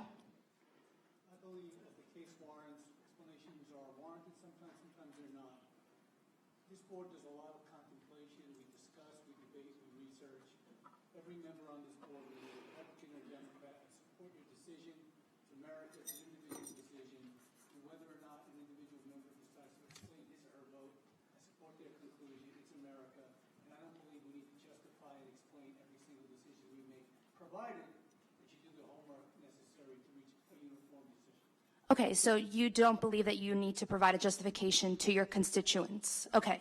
No? Okay. All right. Do you believe that you should provide a justification for any vote that you make to your constituents? Any vote? I think it depends on the vote. Okay, so sometimes you don't think you need to justify your vote? It really depends on the vote. Okay. And Ms. Gooseby? And just if I could just correct you for 1 second, if I may, Supervisor, if I could ask the controller a question real quick. Just to be clear on the budget, I think it was something that Councilwoman King Sweeney was referencing before. The budget is broken into many different parts. Now, the budget to build a park or to fund the building of a park, correct me if I'm wrong, Mr. Conroy, would come out of the capital projects budget, correct? Yes, that is correct. Where any personnel who is assigned to parks or works for parks, or for instance would work in general services, those salaries and that money would come out of personnel portion of the budget.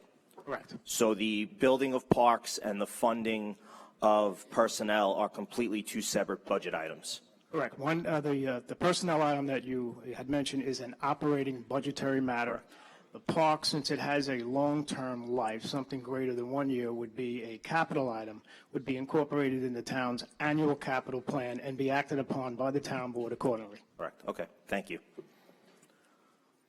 Okay, so I guess I just want to finish my comments by saying that, you know, if Ms. Ahmed is very qualified for, she's just a competent person, perhaps she can find a job elsewhere outside of the town of Hempstead if you do think that highly of her. Thank you. You know, I just want to correct one more thing. There was a statement made that the Parks Department does not do a good job, and I take extreme issue with that. I spent yesterday visiting 2 parks facilities. I had snow workers, snowplow workers who hadn't slept for 36 hours and worked straight through in that blinding snow. So do not disparage the department in this town of Hempstead because you're trying to make a political point. And I want to specifically shout out to the commissioner who worked his heart out, not only from the Parks Department, from sanitation, from the water department and all these people. You know, everyone might not have had a perfectly plowed street, and we're correcting all of that, but to criticize an entire department because of a political issue right now is not fair. I agree with you 100%. And that's why I don't say too much, because people misinterpret what you say, and the next time it'll be something different. And then the next thing you know, somebody has a lawsuit against the town. So I stay quiet, I do my homework, I do what I know I need to do, and that's it. I do hope our speaker was not trying to disparage the hardworking men and women who did so much for us during the snowstorm for the town of Hempstead. They worked very hard. I applaud their efforts. Our removal was not perfect, but we're looking into it. And as I said, our men and women of the town of Hempstead worked very hard. And one thing I'd like to say, this is the worst storm we've had in a long, long time. There was a lot of snow to be removed, and many residents did not move their cars off the street. They left. They did not put them in the driveway. So when the snowplows came by, it was very hard. She doesn't come up and walk like that again. It was very hard for them to move the snow. If you live on a cul-de-sac, please remove your cars, because when the snowplows come, they have to have some way to push the snow. So if you leave your cars in the driveway, hopefully we won't have another one like this. But in case if we know there's a snow coming, please put your cars in your driveway. And unfortunately, we have many people who are living in this town now, all over the town. We have more cars than we've ever had. And some people live in homes where there aren't any place for them to park. So it creates a problem. But I know they work so hard, and as you heard her say, many of them work all night, 36 hours with no sleep, no food, and it was cold out there and windy. So I applaud our departments. I applaud they did a fantastic job. I know they did a wonderful, wonderful job of removing the snow. You've already been heard. You cannot come up and speak again. Is there anybody else? Just on this severed item. Which one are you doing? We're still on Nazrin Ahmad. Good evening. My name is Kevin McKenna. I live in Syosset, New York. Congratulations, Ms. Gillen, and anyone else who's been elected. I'm from the outside the town, and I'm sitting here observing. And you know, I spent many years in the business world, in management, and I'm listening to what everybody's listening to, and everybody's made excellent points before me. Does the town have a human resource department? We do. Because where I come from, a human resource department looks out for all the people in the company as well as on the outside world. And I'm also curious to know where the Department of Labor stands on this. First off, I wanted to say this is in light of what I've been watching and your success, this is a major precedent that you're all going to set right here. Because I'm sitting in the room here thinking, if I would have known that somebody could just be moved over, it doesn't happen in the business world, then why would I have voted for another clerk? You know, you're setting a precedent here where if somebody's going to lose and you know, they're going to be assured they can move somewhere else, then why have a vote in the first place? But, you know, I talk about the human resource aspect. You know, someone's made the reference that, and I know that you didn't, I know your position on this. Who is they that decided that this person should go to that first position, which they didn't have the funding? And who is they that then did is it Miss Ahmad? Did she find out about this job after they decided to give it to her? Ms. Sweeney, I listened to your answer very carefully. Does anyone here on the board have a printed job description? Do you have a job description? Has anybody on the board gotten a job description that this very capable person is going to excel at this job? I believe, Mr. Salmon, she's going as a deputy commissioner. Is that correct? That's correct. So nobody's gotten a job description. You know, where I come from, and she probably is a very, very capable individual, but that doesn't mean that that individual is going to be good at the job that you're shoehorning her into. And you know what? You might even be doing her a disservice. I'm sure she's happy to have a job, but this, from where I come from, when you tell somebody, you know what, I'm going to have to let you go, but I'm going to put you over here. A lot of times they don't want to be over there. So what's the job description? I listened to, I think it's Mr. Ra, kind of say, well, she's going to review personnel. You're making it up as you go along. Where's the job description?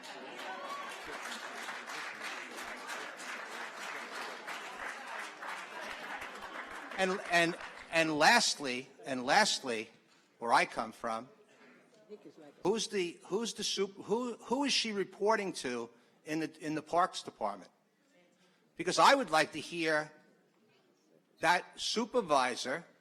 I'd like to hear the supervisor come here and tell all these people behind me that are paying for her salary. I'd like to hear the supervisor tell everybody what she's going to do. And I'd like to, more importantly, hear the supervisor tell us whether the supervisor really wants her.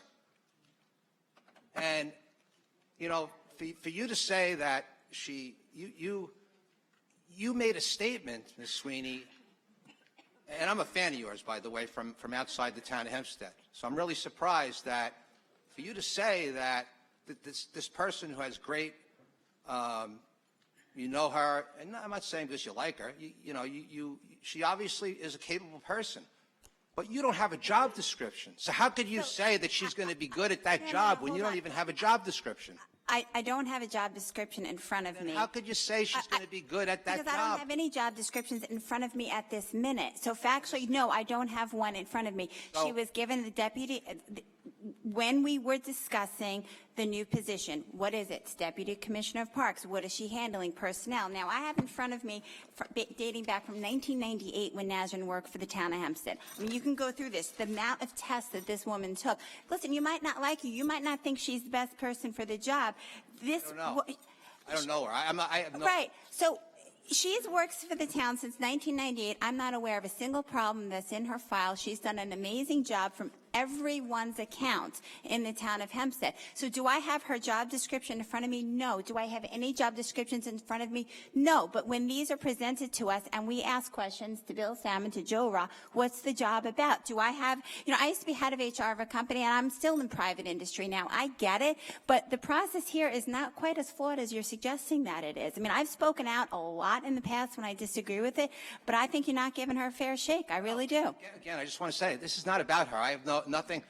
Why, if you owned anybody here, if I asked you, you own a company, You own a company, and you need to fill an important position, and you're the owner of the company. Are you going to only interview one person? I want to ask you that question. If you owned a company and you had to pick, would you? This person was presented. This person was presented to me by HR. I knew what the job was, and I think she fits it perfectly.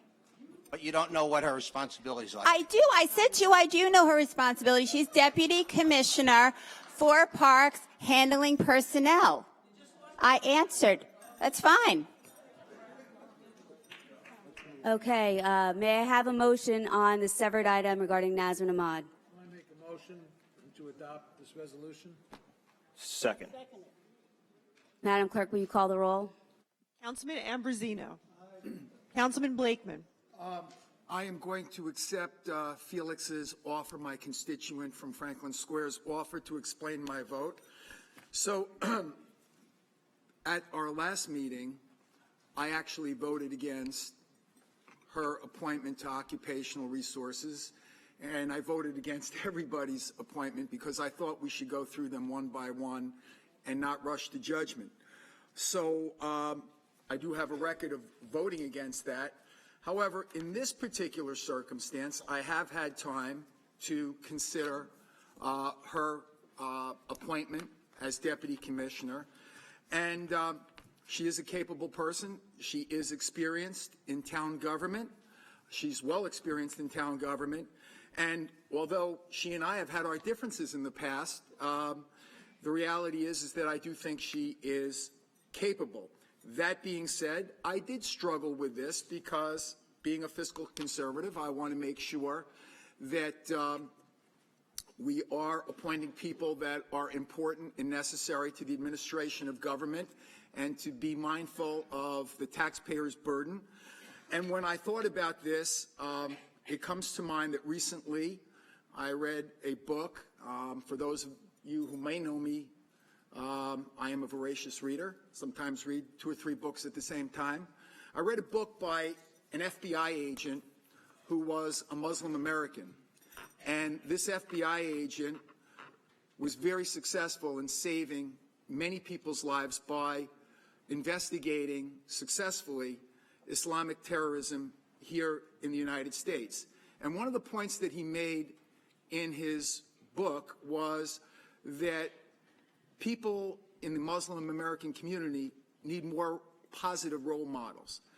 And I believe that Nazrin Ahmad is a positive role model to young people in the Muslim American community. Not only her, I think her daughter, her daughter, who is a former assistant U.S. attorney who has prosecuted terrorism cases, is also a positive role model in the Muslim American community. So for me, I thought about Parks and Recreation and the types of messages that we want to give out. And by the way, I concur with Councilman Erin King Sweeney. If we do anything right, Parks and Recreation is something that we do amazingly well. And I also want to stand up for the workers of the town of Hempstead. I was out in the blizzard. I visited both the Inwood Yard and the Franklin Square Yard. The Inwood Yard lost heat. The workers there were working without heat. The water pipes burst. They were working without water. They were working under some of the worst conditions. The snowfall was at a very large proportion, but certainly not the largest that we've had in the town of Hempstead. But combined with the continued 48 hours of 50-mile-an-hour wind gusts and wind chill at 10 below zero, I think that our sanitation people, our highway people, our Parks and Recreation people, all our people really worked hard and performed very well under the circumstances. So, Felix, I hope I've explained my vote. I vote yes. Councilman Diaz-Bazito. Well, I will also take the opportunity to explain my vote. I think Nazrin has nearly 2 decades of institutional knowledge in the town of Hempstead.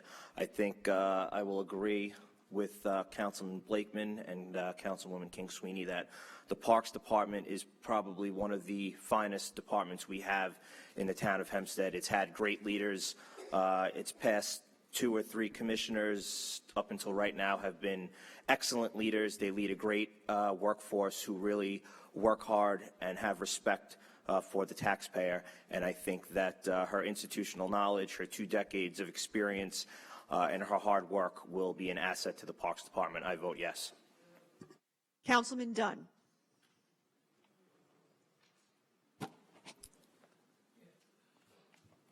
The maintenance of our parks is outstanding. When I compare our parks to other parks in the area, even I'm an avid sports fan. I go to a lot of high school games, not only here, but across the country. People would come here to play, travel teams that come here to play in our town rave about our parks. They think, oh, wow, this is incredible. And they're beautiful. Some of them think they're like stadiums, like major league stadiums. So to maintain the parks, we need a good administrator. And Nazarene has proven herself to be an incredible administrator. I'm going to deviate a second, and like Senior Councilwoman Gooseby had said, and like Councilwoman Sweeney had said, and Bruce, and again, Anthony, you know, we had 300 trucks out in the last 5 days, 300 trucks out, driving 28 hours straight, plowing. We had to respond to numerous phone messages that were people panicking, text messages from concerned citizens. We further viewed the moms' pages on Facebook and the complaints on Facebook. But I got to tell you, our town, our county, and our school district came together as a team, and they did an incredible job. And then individually, they did an incredible job. And of course, the state, their plowing is always exceptional. They always do a great job too. So, you know, but the people, we have to get the word out. Maybe you can help us spread the word. You don't shovel the snow into the street because they just plowed. Now you're making it, you know, horrible again. Same thing with the snow blowers. You blow it on your lawn. There's nothing on your lawn. What are you going to do? They blow it into the street. So that's what created a lot of the problems, and our people still overcame it.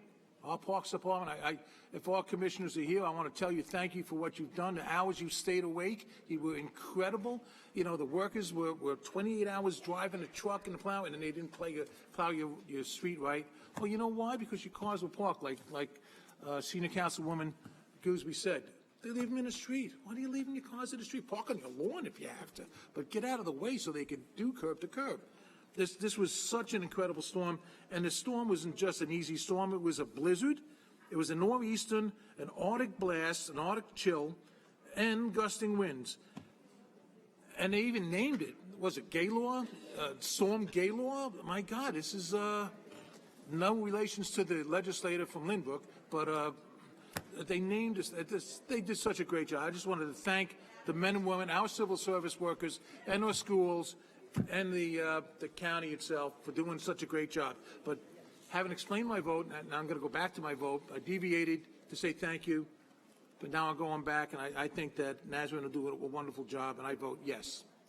Senior Councilwoman Gooseby. Well, I've already expressed my opinion. I really support Nazarene.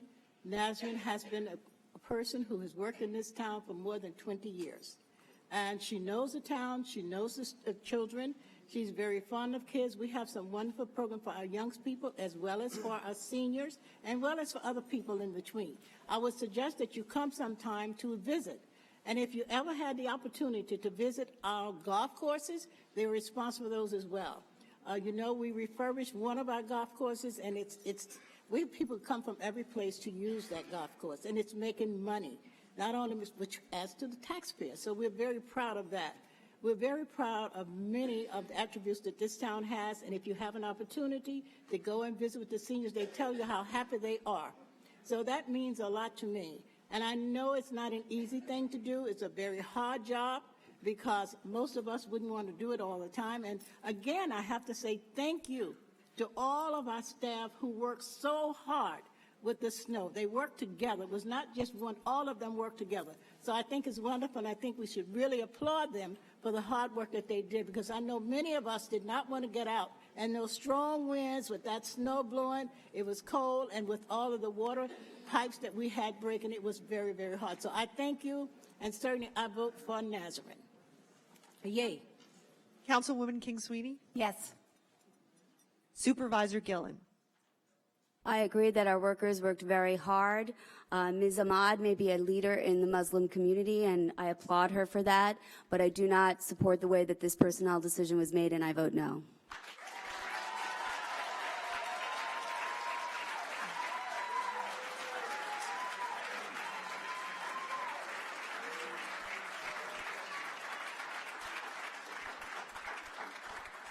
That's why this is America. Madam Clerk, will you call the next severed item, please? Personnel resolution concerning Matthew Coleman. May I have a motion? Matthew Coleman. You gonna move, Matthew? May I have a motion on the severed item? I move that the item be denied.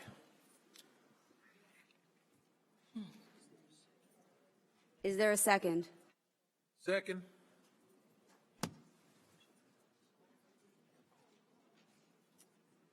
Supervisor, can I just ask a quick question to Mr. Salmon, if I may?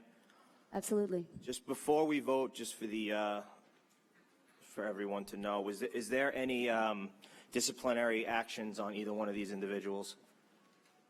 Who, Matthew Coleman and whom? We're doing it. Do you mind if I ask for both now, being that we have them up there, Supervisor?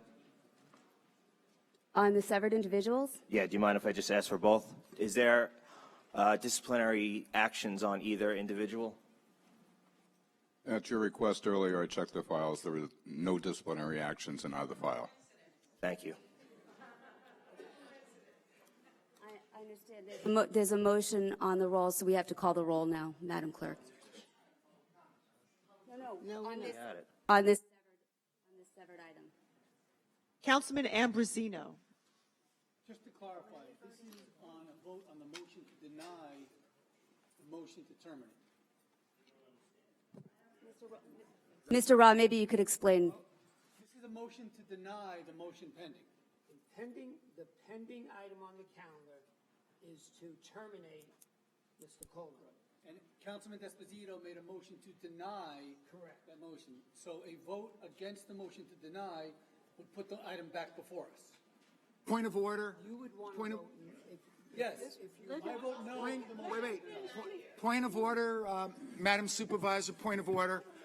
Can I ask my colleagues if we can just vote yay or nay to terminate Mr. Coleman and Ms. Gaffney? Would that be okay with you? Yeah, I'm fine with that. I was actually I was waiting for one of your motions. That's why.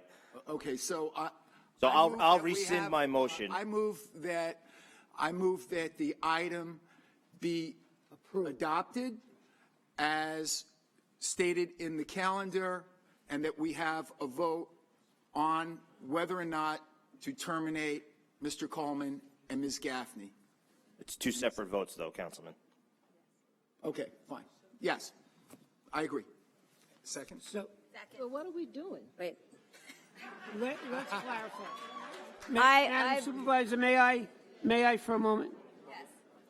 Councilman Esposito, are you withdrawing your motion? Yeah, I'm withdrawing my motion. I'll accept Councilman Blakeman's motion to move ahead on Councilman the Blakeman, item.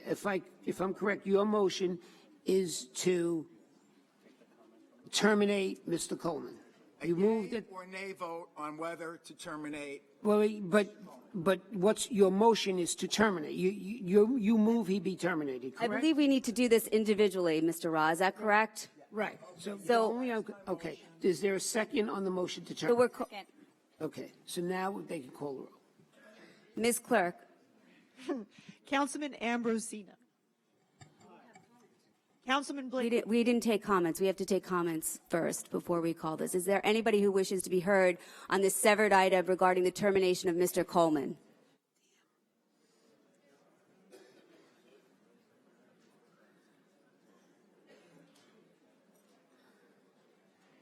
Felix Procacci, 1165 Bond Street, Franklin Square, New York. There's several problems with keeping Mr. Coleman. One is, especially at his current salary, he was hired for purpose one. He was given additional responsibilities according to the supervisor last year to get a $40,000 raise.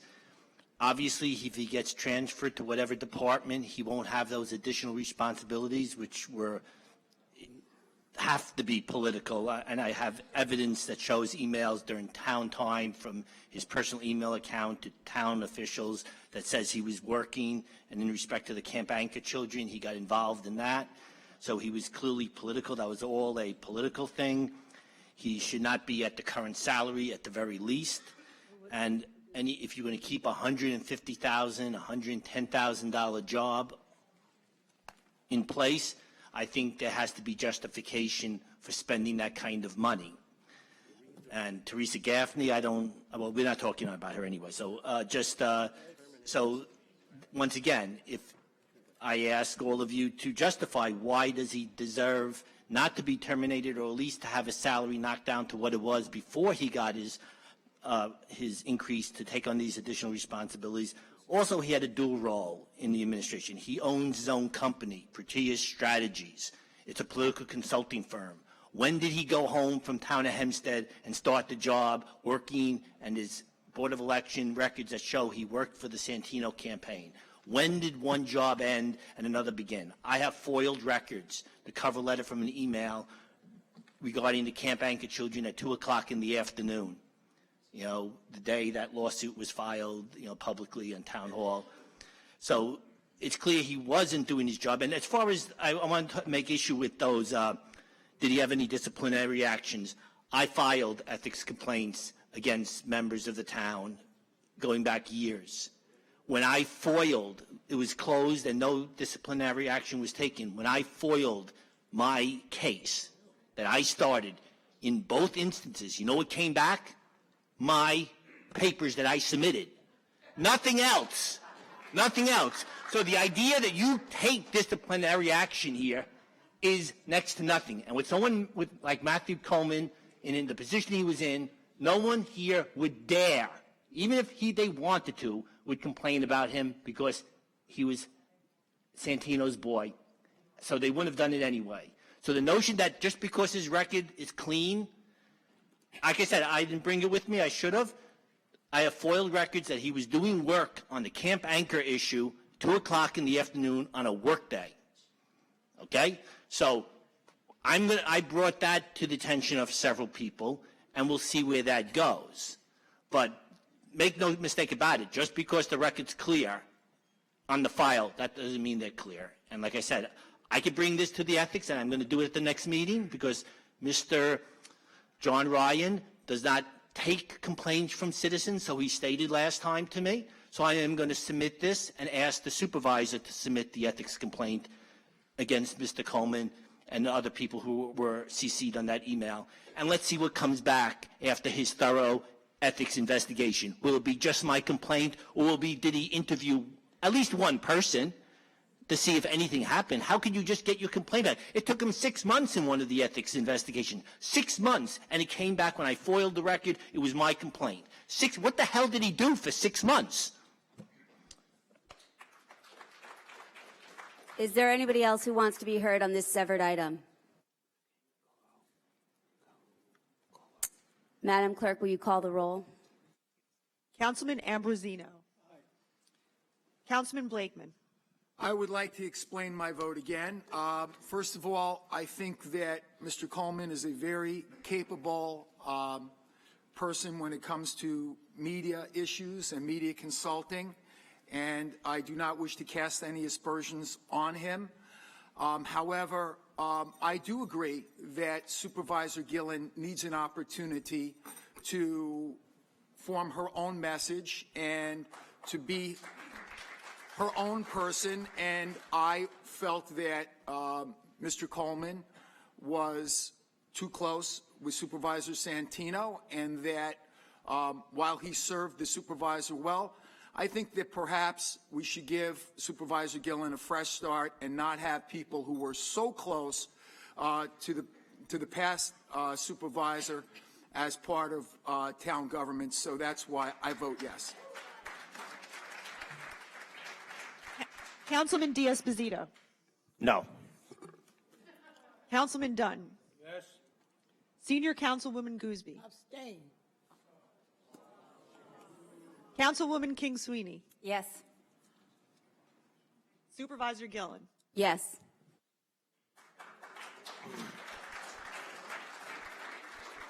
Madam Clerk, will you call the next severed item? Yes. Personnel resolution concerning Teresa Gaffney. May I have a motion? Second. Is there anybody who would like to be heard on the severed item regarding Teresa Gaffney? Having none, Madam Clerk, will you call the roll? Councilman Ambrosino. Aye. Councilman Blakeman. For the same reasons that I said that I voted aye on the last resolution, I'm not casting aspersions on Teresa Gaffney. I believe that Supervisor Gillen is entitled to have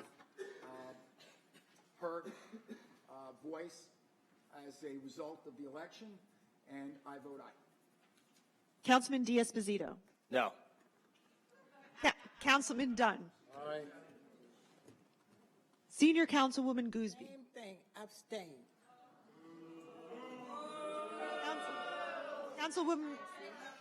Councilwoman King Sweeney. Aye. Supervisor Gillen. Aye.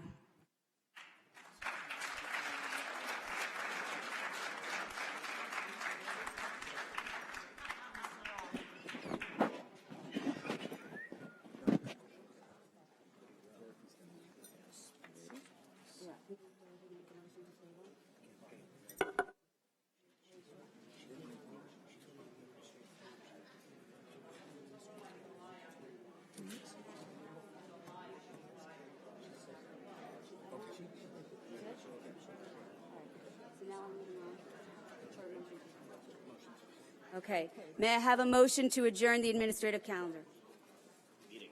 May I have a motion to adjourn the meeting? So moved. Second. Madam Clerk, please call the roll. Councilman Ambrosino. Councilman Blakeman. Councilman Diaz-Bazito. Councilman Dunn. Senior Councilwoman Gooseby. Councilwoman King Sweeney. Supervisor Gillen. Aye.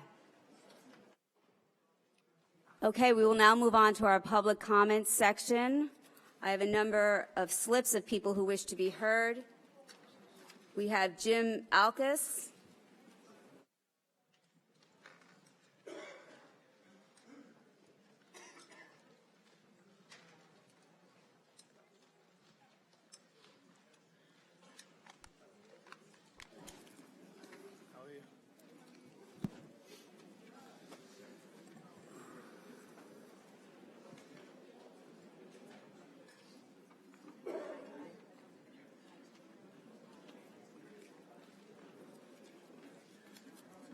Would you please state your name and address for the record?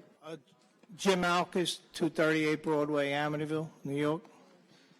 I'd like to start by saying Happy New Year to everybody and congratulations to Mrs. Gillen and good luck. But after what I just saw, I saw the last few meetings I've been coming to, Mrs. Sweeney, Mr. Berkman, and even Mr. Ambrosini were pretty good in fighting back at what I saw was a bully. And I was hoping you'll get some more support. Putting those 192 employees on you is not fair. That should have been your team, and that's disgusting, really is. So I don't know how you're going to wind up cleaning the house when everybody's against you, but in reference to the situation that I'm involved in, they said they were going to do an investigation in your building department. So I don't know who runs your building department besides John Rockcamp, but no one even contacted me about anything I had. I've never even been called. And then Mr. Ra, who seemed to be a man of his word, and I kind of liked that he was getting back to me. I was told that everything would be done and I would have an agreement before the 12th of December. And I was told that from Mr. Ra, and I was told that from Dan Casella, and that did not happen. So unfortunately, I had to slap an Article 78, which I prefer not to do, but I have a deadline of 120 days, and I know that more than half of you are attorneys, so you're all aware of what that is. But I was hoping to do something amicable and work out an agreement. In reference to my FOIL request, I just requested, I did do a thorough FOIL request, but what I did request was basically the last plumbing board minutes, because when I was given the minutes from the building department, they selectively pulled out each month that was important to my situation. And the one set of minutes that they did give me, it happened to be a revised set. So I did ask for them, and I was told that I won't get anything till September. So I guess the building department's real busy, but I would hope that we could work on the administration in the building department. And I don't know if the board is going to support you, but I hope you fire John Rockamp, because he is a terrible administrator. Mrs. Gillen, you haven't heard everything about my situation, but I happen to be dyslexic, and I have a disability. I requested extra time with your board, which I was denied, yet your chairman alleges that they gave me a monitor and they gave me extra time. I simply asked the building department, since they did, who was that monitor? Yet I still haven't gotten that answer. You want to know why? Because I wasn't given the monitor. But, you know, their investigation didn't go too well because they just concluded that I would have to do something again. So I'm hoping to work it out. I think you know that I'm a reasonable gentleman. But again, their watch doesn't work correctly and their dates don't. So hopefully somebody from the administration will get back to me. I would greatly appreciate it. I know I have an attorney, so I guess it fumbles everything up a little bit. But I asked my attorney to write a letter. I don't know if Mr. Ra got it, that I would be able to speak with either Mr. Kovac or not. So I Sir, don't if know you're I'm represented by counsel, I defer to you, Mr. Ra, but I believe that your counsel would have to speak to our counsel. He cannot speak to you directly because of the rules of ethics that apply to attorneys. Mr. Alkus, we don't comment on pending litigation. I will just note that you're scheduled to take the test that you requested on January 25th. Actually, what I was told when I spoke with you and Dan, I was going to be taking the written. What you mailed me was the practical. So it's completely different, just so you know, for the record. But you guys have a nice day. I wish you the best. I can tell that you have two people with a lot of character. I hope the rest of them fall into place. And I noticed that Mr. Dunn did the right thing today, and that was admirable. So hopefully it's the beginning of a new start, because not living in the town of Hempstead, to be honest with you, I've only been coming here for business for the last 4 months, but it has been deplorable, really deplorable. But good luck. Thank you.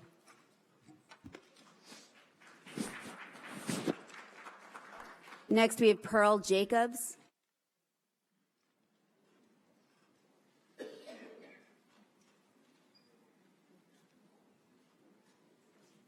Yes, hi. My name is Pearl Jacobs. I reside in Uniondale, 568 Ash Court. I'm representing the Nostrum Garden Civic Association. Supervisor Gillen, I congratulate you on your successful election to town supervisor. You said that you had no desire to run for political office, but you recognized that there existed an urgent need for change, and you responded to that need. As a tax-paying resident who resides in Legislative District LD1, an underserved district, I thank you for answering the call for change in the town of Hempstead.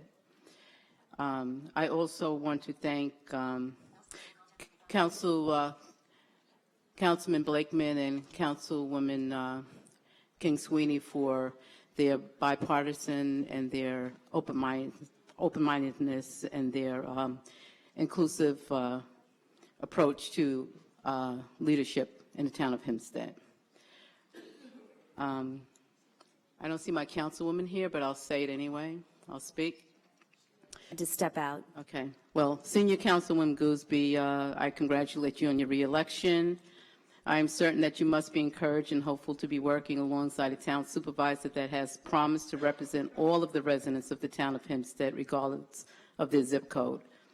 Councilwoman Gooseby, I know that we have been at odds many times because I would suggest that stronger advocacy was required for Uniondale and other underserved communities in LD1.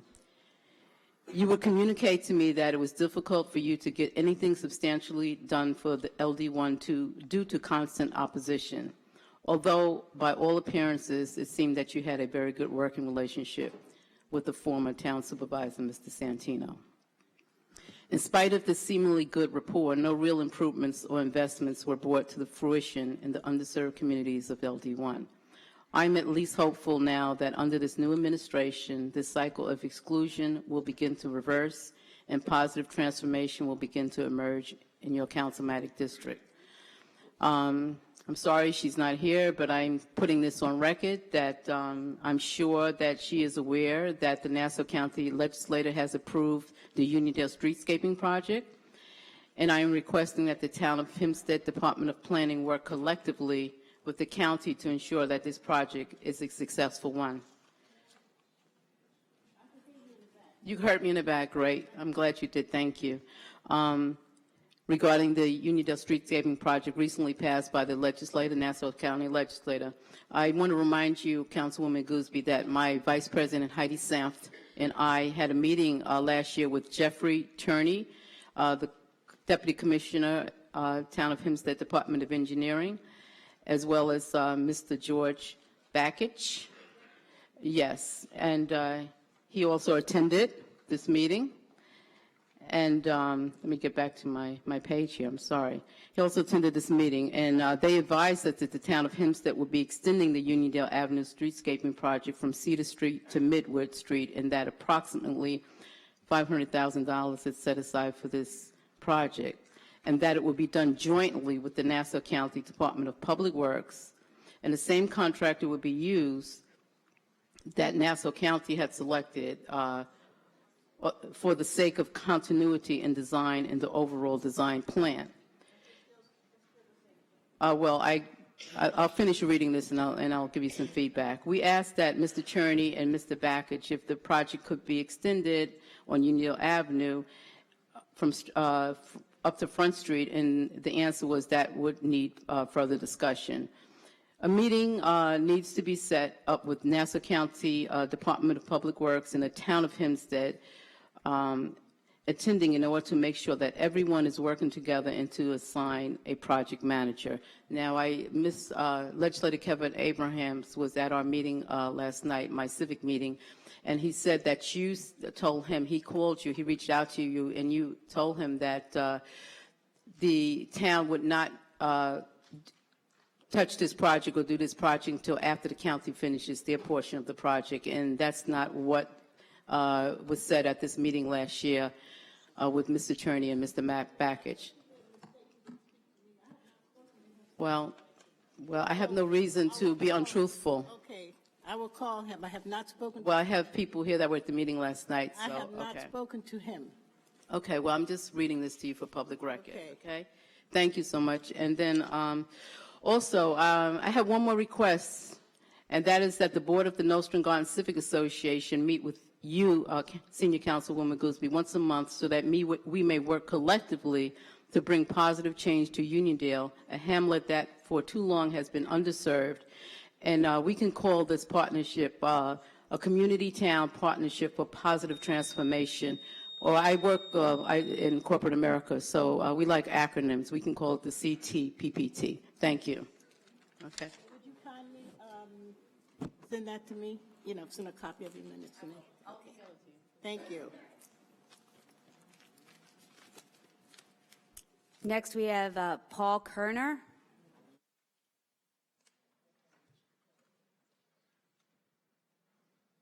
Kenner? Oh. Please state your name and address for the record. Actually, I'm Kemar Paul. I live at 331 Warner Avenue, Hempstead, New York. So this is the situation I have right here now. I moved here like 6 years ago. So the reason why we actually moved to live in that particular area was based off of like we getting away from being in like the city and where they have like less parking. So we wanted to be like in a residential area. So when we moved there, I moved there with like a neighbor. She's there at the moment too. So we moved together, basically the same time. Over the period of time though, since we've been there, the restriction on the road, one side has like no parking at any time, which is the side that I live on, and the other side has like a 2-hour parking. So we used to be getting like tickets on a constant basis. So like 5 years ago, I went to the Village of Hempstead meeting where Mayor All was there. Give me 1 minute. Okay, could I continue? No, he was. Oh. Yeah, because this actually summarizes everything that's I'm going to discuss. Yeah. Yeah, okay. Yeah, that'll be good. Mr. Reed, do you have anything else to say? We can take down the location for the gentleman, and I can look into see if it falls under the town's jurisdiction or it may be part of the village. Do you want me to give the other? We'll look into it for you, sir. Thank you. Felix Bracacci.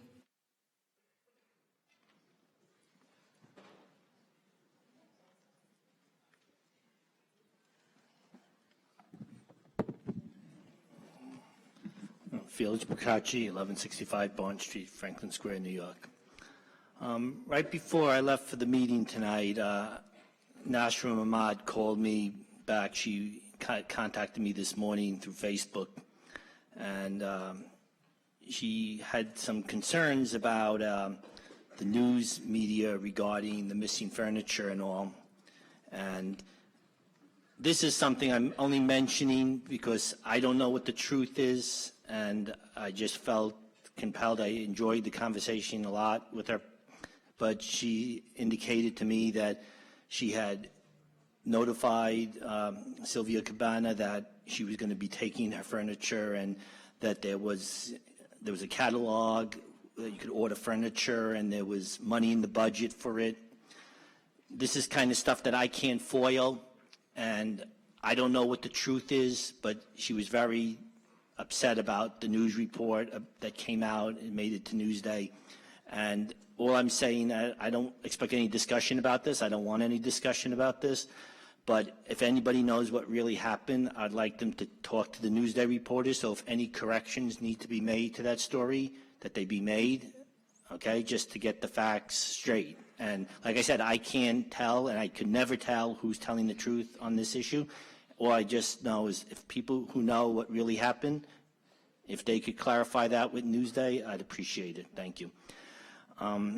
Also, several weeks ago, I brought up the short-term rental ban legislation and indicated it wasn't noticed properly. Did anyone look into this issue? And was it note, in the opinion of the town, was it noticed properly? From my research, it's definitely wrong. So I'm asking, is that legal? The public notice was correct. There was no description. The public notice was correct. Okay, because when you advised Mr. Diaz-Pazito to table it. I told you at the last meeting there were two different issues. Okay, but there is no descriptive term there. And anyway, okay. I have another question. Why is it necessary for Hempstead to have a law requiring windows in restaurants? Can you stop the clock, please? Mr. Procacci, we adopted the law on public safety grounds a couple of years ago, and it has been working very, very well. You never explained at 2 hearings. No, you can't get away with this. You have never explained the public safety grounds in which that law was adopted. You spent tens of thousands of dollars at a law firm to adopt and to draft this legislation that was billed to a particular case being litigated within the town of Hempstead. But you indicated to me on numerous occasions there is no connection between the two. I think the town of Hempstead residents who spend tens of thousands of dollars to adopt this legislation have a right to know exactly what the safety concerns are. Mr. Procacci, the law was presented to the town board voted for it, and it works. You authorized the town board not to make any comment. I called Supervisor Santino's office 2 times and emailed him on the hotline. I called my Councilman Blakeman a couple of times, and when I came into town hall on the day of the hearing, you indicated to me you authorized the town board not to answer any questions on this public safety issue. Now, that is wrong. And you spent at the time, I didn't know, when I foiled the records, you spent tens of thousands of dollars of taxpayer money to draft this legislation. So I think the residents have a right to know what you're doing. Because if it's a scam, we deserve to know that. And from your comeback to everything I'm saying seems to be it's a scam because you don't want to explain it. Move on. Why is it necessary for Hempstead to have a free air law? What's the public safety hazard in that? Because that's the same thing you said in the legislation. It's a public safety hazard. If people drop 2 quarters or 3 quarters... The town board adopted the free air law. No, but why is it a public safety hazard? The town board thought... Once again, you're not answering the questions. One more thing real quick, because I'm not going to be able to get to the rest of it. The town clerk's office every year holds Passport Day. When I asked Nashram Ahmad many times for over the years, how much does it cost? They have no budget for it. They have no records of how much overtime is spent. They spend $35,000 for postage for the mailing. It comes out to like $50 a person because they send me back 700 people showed up. That's not an efficient way of using taxpayer dollars. If you're going to hold Passport Day, keep records and tell the residents how much it costs. Thank you. Mr. Procacci, I've spoken with the clerk about the Passport Day mailing, and we think we're not going to be doing that mailing. Okay. And if you're going to open town hall on a Saturday, that's overtime, and the residents have the right to know how much per resident, per passport we're paying. Because if it costs $50 a passport and we're giving a free service, it's not really fair. Okay, thank you for your comments, Felix. Thank you. Next, we have Elaine Smith. Elaine Smith.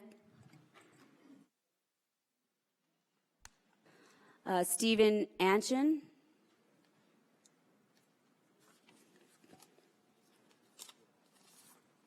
Helene Manis.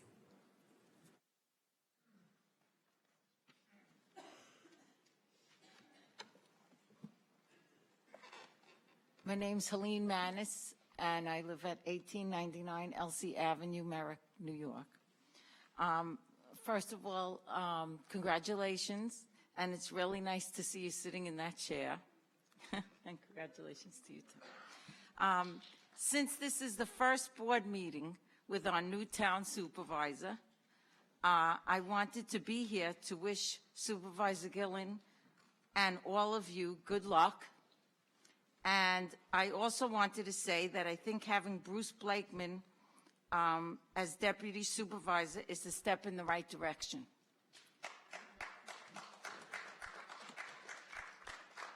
I think that you were very helpful during the campaign, and you and Councilwoman Erin King-Sweeney were wonderful in helping to try to stop some of the things that were happening before you came into office.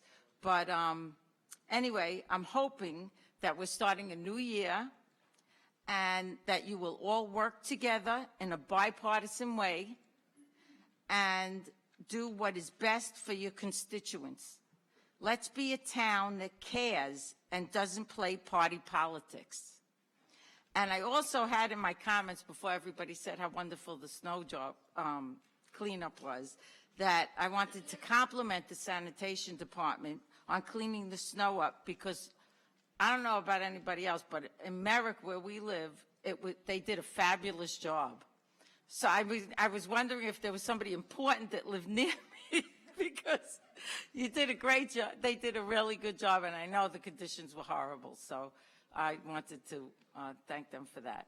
And I think it was really nice that you bipartisanly voted on the two people to fire them or get rid of them. So at least just showing that it's not Democrat against Republican, that you're working together. And please think about the constituents and who you're helping here. It's not the party, it's the people. Thank you. Domenica Califano.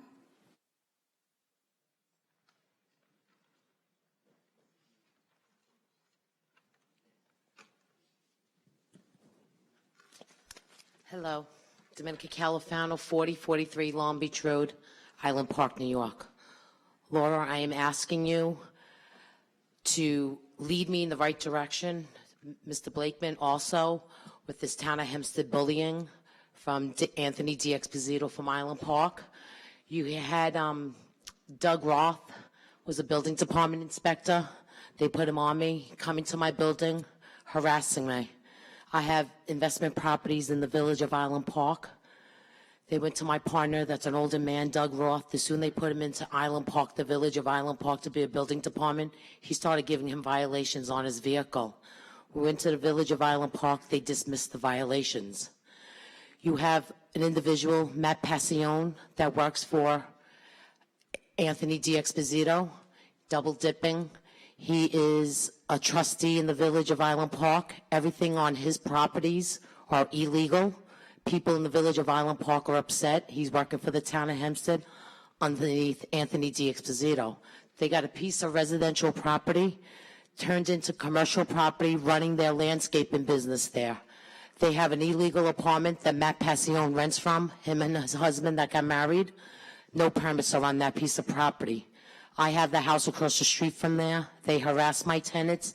They throw bricks through my tenants' windows. They cut their tires because they're Spanish and black. They're prejudiced people. They have threatened them. Matt, I have on several videotapes harassing, threatening the neighbors. Also threatening people at the village board, screaming at them because they're speaking out. It is a disgrace that Anthony D. Exposito and his political connections were brought to the town of Hempstead. I have a piece of property that I own with a partner of mine in Island Park, where I run my real estate business from. Anthony D. Exposito had gave permission to Roy Gunter that they were able to do a flea market to raise money for an animal rescue company called Island Park Bark. Roy Gunter gave them permission to do the yard sale there and said that they needed no permits. They put Adam Baisley, came there the day they found out it was my piece of property, and gave me 2 tickets for the same thing. The next day they gave me another ticket. Anthony D. Exposito told Mike Spina from Island Park Fire Department that he will take care of the tickets, that Roy Gunter made a mistake. They took care of 2 of the tickets. I am still in court thousands of dollars later in the town of Hempstead. They play games with my certificate of occupancy on my building. I have the article in my bag here. As of June 6th of last year, I came in the newspaper about corruption in Nassau County, about Operation VIP Splash. On the 8th, Adam Baisley, that D. Exposito put up against, and Santino and his father, D. Exposito's dad, came and removed my certificate of occupancy on my building. I have spoke to your town attorney here on several occasions, and I have it on voice video, that they were supposed to dismiss my tickets. I have an attorney that I have paid, and I did not realize that this attorney was in the town of Hempstead pocket, paid him thousands of dollars. I'm interviewed with 2 attorneys from Suffolk County and Manhattan. I have lost a nephew to brainstem tumor, and I have lost a lot of money for the treatment that I had to pay for this child, and that we had to go to Mexico to receive treatment because Nassau County denied me the right for this child. It is not my child, it was my brother's child. They were according to my salary that they would not give him social services for his medical. As I sat through county meetings, I realized how corrupted Nassau County really was. And they played games with a child that I was not able to travel to Mexico with. I had to send my sister-in-law, my brother, and a 2-month-old baby, and my 8-year-old nephew there. I had to sit back to raise money. I had Ed Mangano almost removing my house. I asked them to give me some time to pay my back taxes on my house. And Ed Mangano's friend was the guy that came to my house trying to remove me illegally from my house. It was horrible, the connections of these politicians, what they had. I only spoke the truth as a taxpayer here. I've been speaking the truth, and I only get badgered, bullied, harassed, threatened. I have Ed Madden is from the Town of Hempstead Building Department, ripping me apart on Facebook on company time from the Town of Hempstead. You got Garrett Gordon coming in front of my house, threatening, harassing, cutting me off the road, and cursing me out. I am asking this board to please help me. I have spoken to your town attorney several times. Since I had an attorney, he wasn't able to. If you could lead me in the right direction, that I could show you all my correct paperwork and all these corrupted politicians that you have employed here in the town of Hempstead, that would help me a great deal. I'm so sorry about your nephew, Ms. Califano.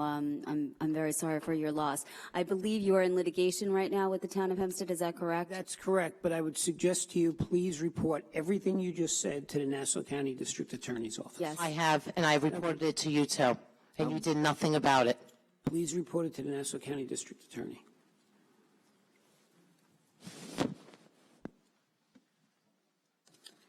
Next, we have Lisa Martin. Lisa Martin. Gina Barbara.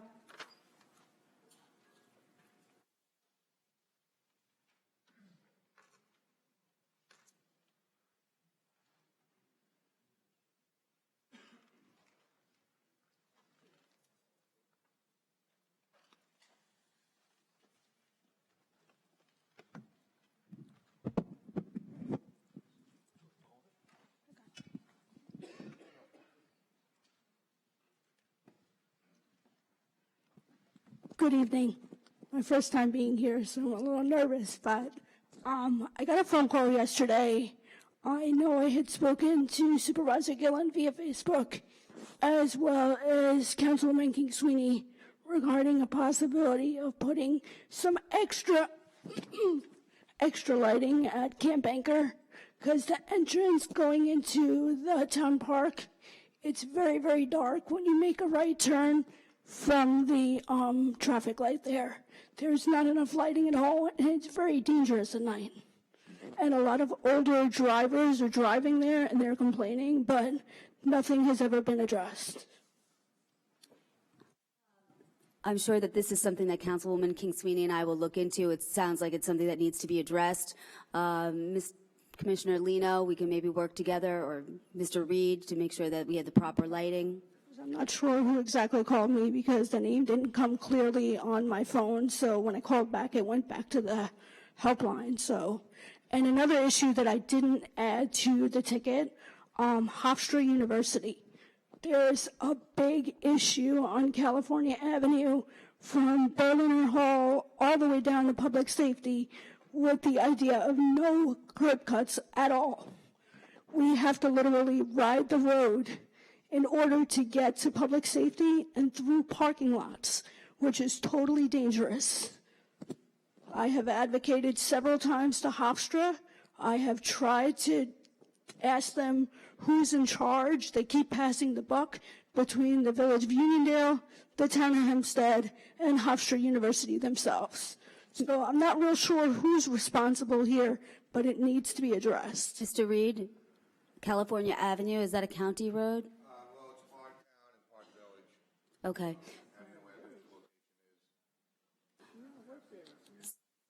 Ms. Barbara, what we'll do is someone from our staff will take your information and we'll get back to you on this. We'll look into it for sure. Okay, great. Thank you very much. Thank you.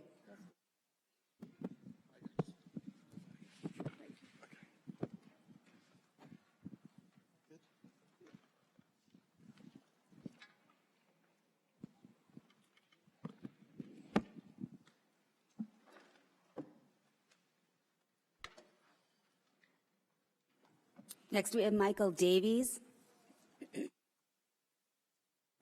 Michael Davies. Donna Smith.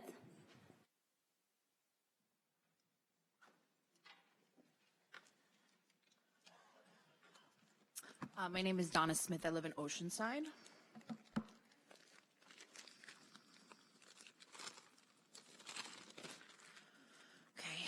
I am here to speak out on a lot of unbelievably disturbing issues going on in the town of Hempstead. I am a resident of Oceanside, however, I do not wish to disclose my address for fear of retaliation from the corrupt individuals who are in a position of power in this town. I am pretty disgusted with some of the employees of the town of Hempstead using Facebook and the internet to slander and bully individuals, one in particular who is nothing more than an addict in recovery. I believe these are all associates and friends of Anthony D'Esposito. I have pictures of proof right here of Edward Madden, Garrett Gordon, Christopher Downs, and Rob Tice posting on Facebook. This was in July. It was a Friday, all day, 9:30 through 3:30 in the afternoon, which I'm certain is, you know, they're on the clock working for the town of Hempstead. They were saying things about something this man, Dana Mahan, had posted. About somebody else in Oceanside who is a drug addict and got in trouble for that, but is in recovery. He was saying things like Garrett Gordon saying, "Can't stop laughing," Edward Madden saying, "Karma is a bitch." He spray painted the streets by where I live, by where the schools are, all the same stuff about this guy, and instead of him getting in trouble, even though there's video proof of him saying, like taking responsibility for that, they just came and covered it up. So that's other, you know, taxpayers' money just used to make that go away instead of addressing it. So, you know, they're helping promote this guy, Dana, you know, a known drug user and dealer, assisting him in his petty personal dispute by giving it life and reposting it while they're on the clock working for the town of Hempstead. This is the same man that openly admitted to vandalizing the streets of Oceanside near St. Anthony's, the school, at the expense of disturbing the children. He also hung these ridiculous banners on his house by where I live all through the holidays. I called, so did a lot of my neighbors. Nobody did anything. They were horrifying and unsightly, and you know, everybody saw it through Christmas. Friends, family, everybody. What banners? The banners that he hung from his house. No, but what did the banners say? Accusing someone else who lives on the block of being a federal informant when he didn't do anything. Okay, and spray painting it in the road too. And there's videos of him saying like, "That was me," and nothing happened. They just came, covered it up. Thankfully, you know, there's a few people like Councilman Blakeman. You know, they acknowledge of the lack of the budget and the funding for addicts in recovery is really needed, really badly. I wish we lived in a town where they'd be supportive and not be bullying this person online. It's really affected him in so many areas. I can't even begin to tell you. Thankfully, he got help.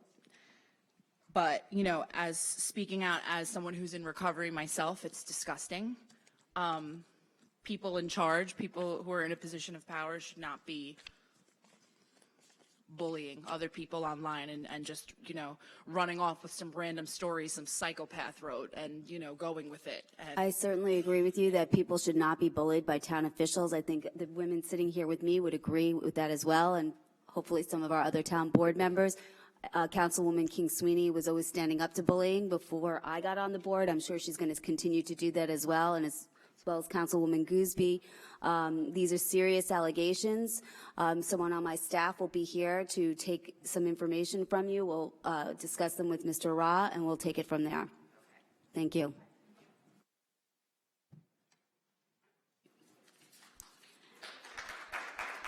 Next, we have H. Boytel.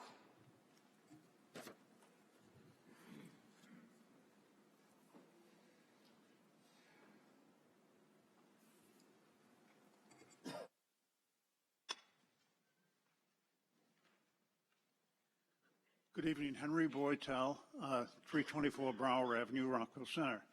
First, let me congratulate you, Ms. Gillen, on your election and your first evening here. Much of what I had to say about the appointment process that we witnessed this evening has been said by others, and I'm not going to just repeat that. I don't think that anything anyone had to say was critical of Ms. Ahmed. I think it was critical of a process that was characterized by political manipulation and favoritism. I think that we should not leave it behind now. I think this board ought to consider what a supervisor ought be able to do in the final hours of an administration. And let's learn from that.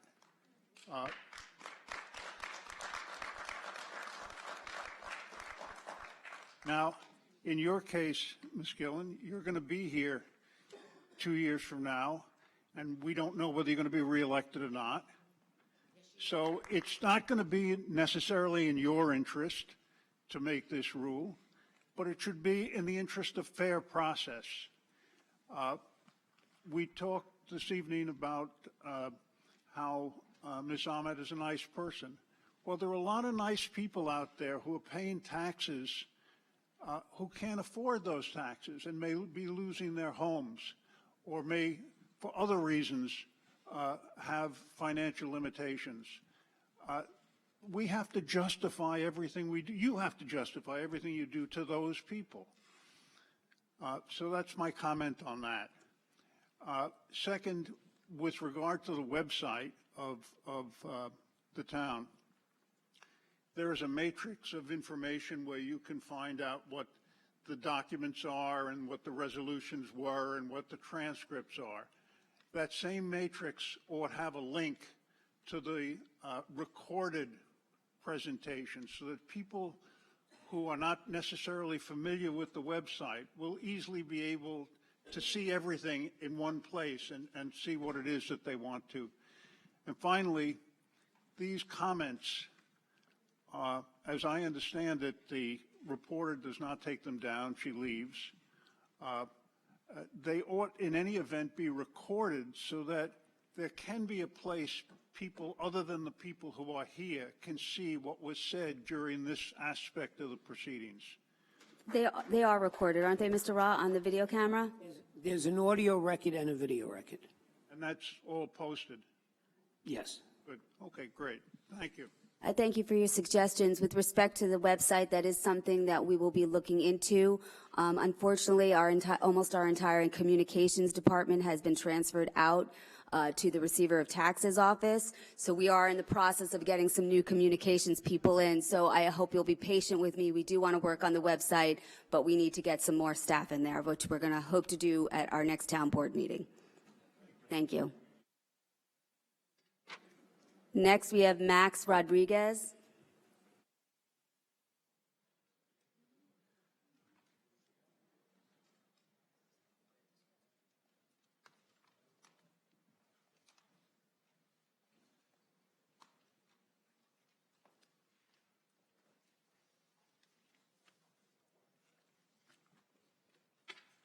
Good evening, and have a happy new year to all of you.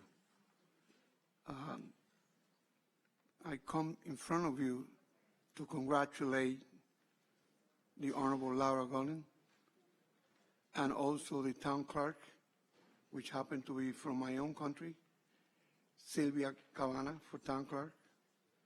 And I want to congratulate the others that ran for office. I believe you made a good choice by putting Bruce Blakeman as your deputy. A lot of people here don't know that Bruce Blakeman and Dennis Dunn were one of the greatest legislatures we ever had in Nassau County. Thank you for giving me the opportunity to say these few words. May God bless each and every one of you. Thank you. Wilhelmina Funderburk? Okay. Valerie Lamp?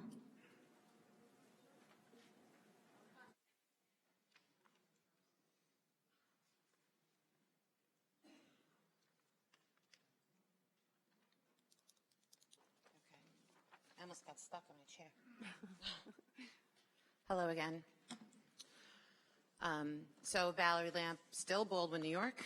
I have a question. I'm still new to this process, but so number 5, I have number 5 on the agenda, 29840. That was tabled. Yeah, I know. So that's my question. When is that tabled to? Is it tabled to the next meeting or? There's no date. There is no date. Okay. I know it was an HR issue, and I won't go into it, but there seems to be a common thread in tonight's meeting regarding HR processes in general. And I wanted to encourage the board and Supervisor Gillen to perhaps consider passing some legislation or adding it to the code when, if there's a vacancy, an occupational vacancy on any level, that multiple candidates should be interviewed. I think that would be not only prudent, but I also think it would help avoid additional lawsuits because a lot of times people feel skipped over, and it can feel that someone is favored, and it can open the door and set precedents for discriminatory lawsuits. So I just think that it would really be a great thing to have as a rule going forward. Okay, next up, she left, but I did want to throw my hat in the ring with regards to Garrett Gordon. I've also had some social media experience with him where he publicly attacked me. I have screenshots of it as well. This was prior to Election Day, but ultimately, obviously, Supervisor Gillen, you know I'm a huge fan of yours, and the day that we were at the Merrick train station and that gentleman fell, and I was there with you and I took that picture, he accused me, they threatened my business, and he asked me how much I got paid to stage that event, which we didn't. And I said, personally, I think you're projecting. It's the thinking that makes you so, because if you think like that, that means that's something that you would do.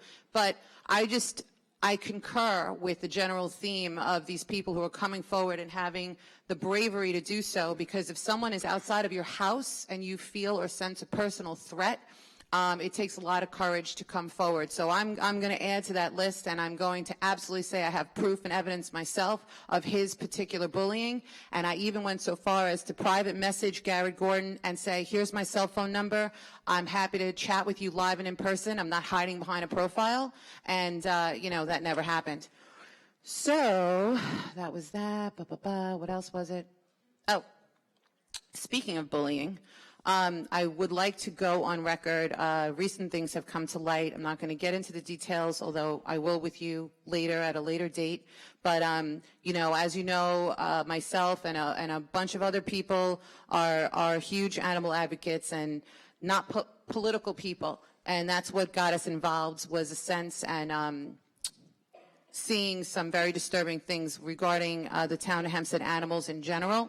So I would like to go on record and say specifically that I am looking to get Mike Pistori relieved of his position. This guy has to go. We have endless, amounts of complaints. We have bullying reports. We have people who have witnessed the mistreatment and neglect of the animals, and it breaks my heart. I want to thank you publicly, Laura, because you recognized the salting issue, which was causing the poor dogs to have, raw and bleeding paws, and it's abusive. Anyone who owns a dog, if you're walking it in the salt, you know that they're going to struggle with that, and they will also ingest it, and it's bad for them. But I could go on with the recent issues that are brought to light. I'm going to table that because I haven't had a chance to bring it to you specifically. But on record, Mike Pistori has to go. Just like Gaffney, just like Coleman, he is a bully. That's it. Thank you. We will be reviewing HR policies with respect to your allegations against Mr. Gordon. I urge you to report them to the staff and to the DA if you feel they they warrant such report. With respect to the animal shelter, it's in Councilwoman King Sweeney's district. We're going to be working together to address the issues in the animal shelter and make sure that it's running the way it should be. And I thank you for that, and it can't happen soon enough. This is urgent. These are living creatures. This isn't a fence in a park. You know, this isn't a tractor trailer that needs maintenance work. These are animals who are suffering. I saw it with my own eyeballs, and it is a horrible, horrible place for an animal to be. That's it. Catherine Gary.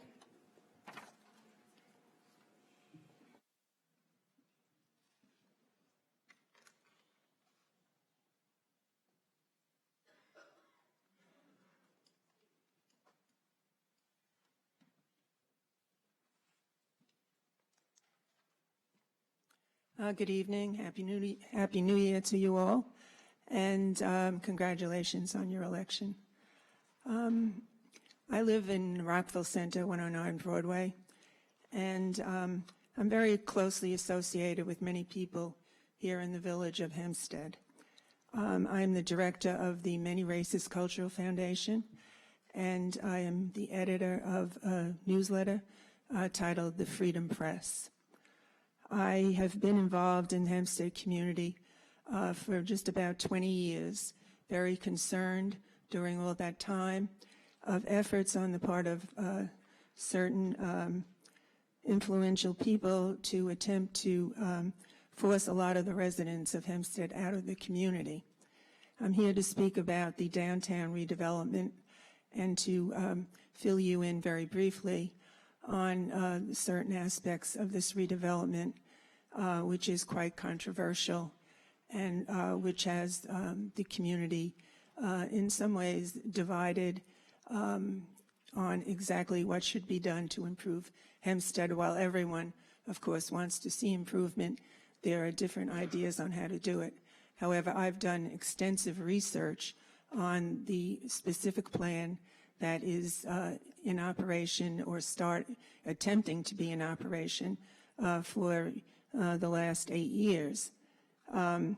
This plan, as it stands, will eventually bring in over 10,000 more people into the Hempstead Village community. Already 18 apartment building plans have been set forth, and there's a goal of 3,400 units of housing under this master developer agreement. The village of Hempstead has already, under this agreement, given away 17 of its 18 parking lots in the downtown area. And I know that people living in other communities would be outraged if their government gave away all the parking lots to a developer and gave them away for free. This was done, as far as I can see, illegally. They were based on false plans that were appraised. And right now there is a lawsuit trying to get back these parking lots, which has been put forth by 4 residents of the Hempstead community. The agreement calls for the construction of numerous apartment buildings, and all the parking that will be parking garages. The express intent is to turn Hempstead into an urban area, and the plans are all for cityscape buildings. I am part of a group called the Committee to Save Hempstead, which I am the only person that does not live in Hempstead who is part of that group. The other members are all from the village of Hempstead, and we firmly oppose this current plan because we see it as an attempt to destroy the suburban area and to force thousands and thousands of people out of the community.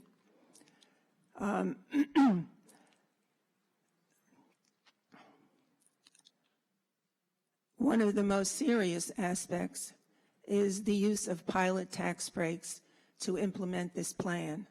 And this goes to the issues that have been created in the Industrial Development Agency of the town.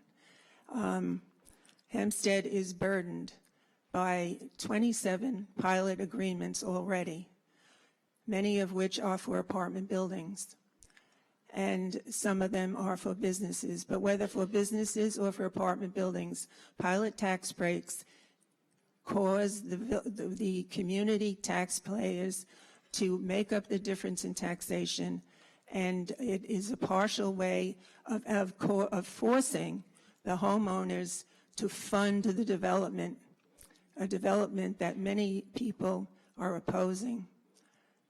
I bring this information to you because what happens in Hempstead will eventually affect the whole town of Hempstead as well. And as I said, I am the editor of the Freedom Press, and I have 2 copies of the last 2 issues that go into far more detail about this particular situation.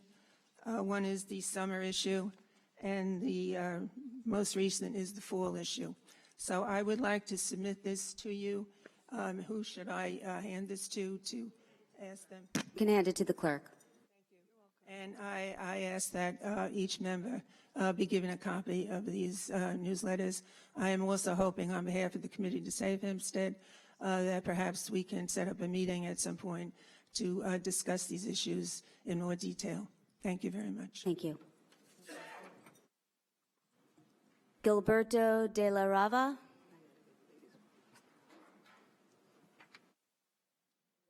Gilberto. Nope. Ellis Simon.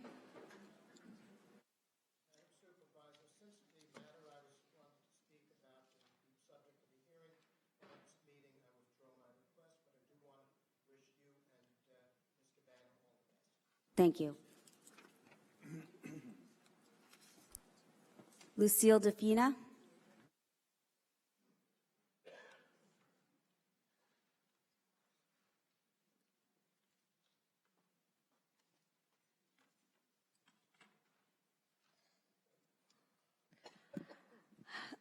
Supervisor Gillen, I have a couple of questions because the people that have come up here and told you about how they've been harassed, bullied, attacked, I mean, it's really horrible situation that's going on. We've all experienced it. Now you have told them, and I understand Joe Ross says go to the district attorney, but you also said that you wanted them to report to your staff. Who is that? What? Mr. Hines over there is my constituent affairs representative. You can just speak to Mr. Hines. Okay, to him alone.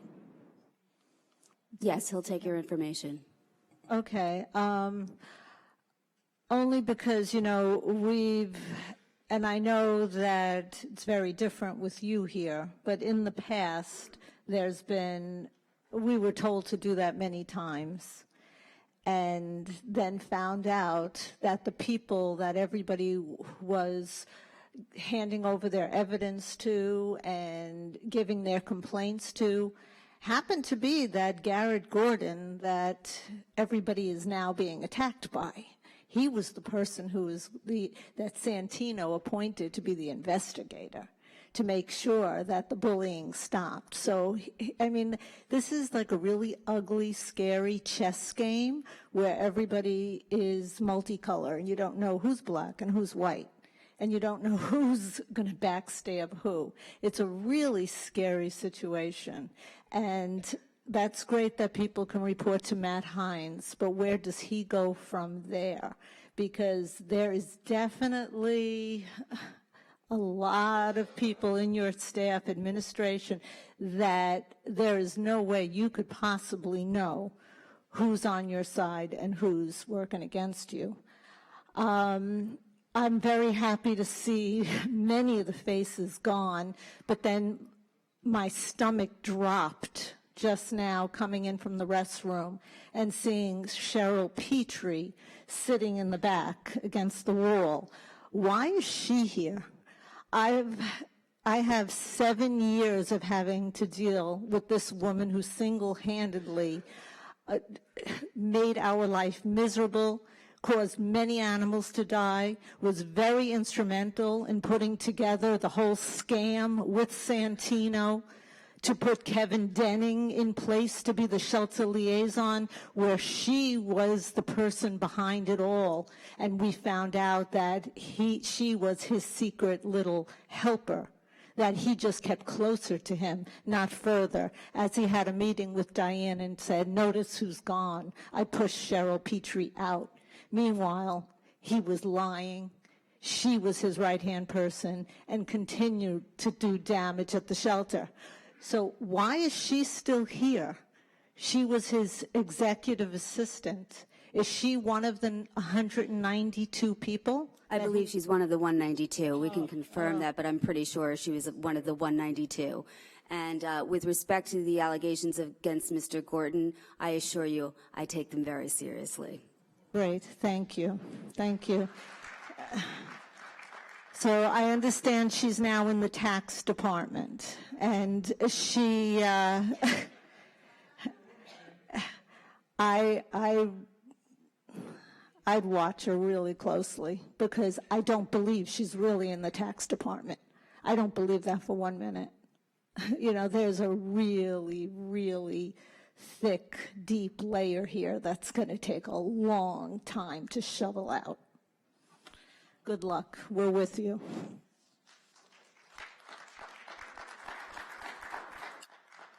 Terry Winstup.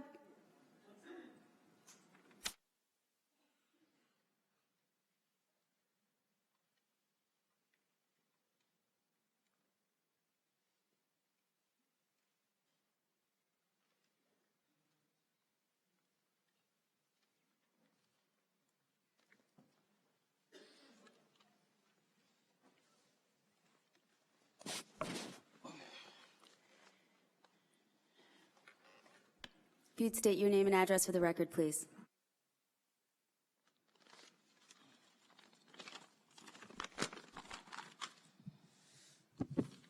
Good night, Supervisor Gillen. I wish you all the luck, because you're going to need it. My name is Terry Winston. I'm a resident of the Incorporated Village of Hempstead. I'm also a member of the Committee to Save Hempstead. I would like to bring to your attention the behavior of the Town of Hempstead IDA. The Town of Hempstead IDA is an agency that is in dire need of reform, and with good reason.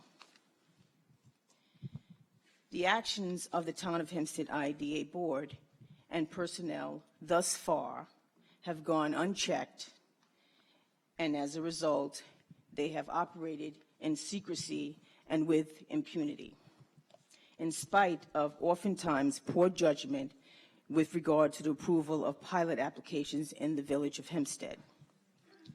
The attitude of this agency, Mr. Fred Parola in particular, is extremely biased, and their blatant disdain for the residents of the village of Hempstead unprofessional and unwarranted. As a taxpayer and homeowner, I have a fundamental right to be treated with courtesy and respect. I also have a right to inquire when it concerns the misappropriation of public funds for private endeavors. Could you advise me who governs such a rogue entity of government? Town of Hempstead IDA Board is appointed by the Town Board. Other than that, they are a state agency and they operate independent of the Town of Hempstead. So they're just doing whatever they want, basically. Well, they are subject to the state rules governing IDAs. And the Town Board appoints every member. Correct.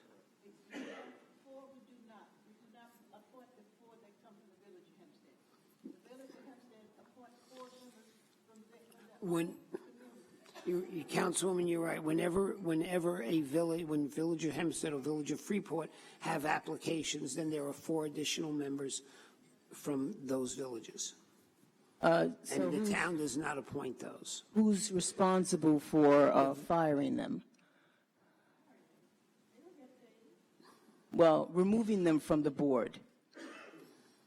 The town, in the case of the town of Hempstead appointees, the town of Hempstead, in case of villages, the villages.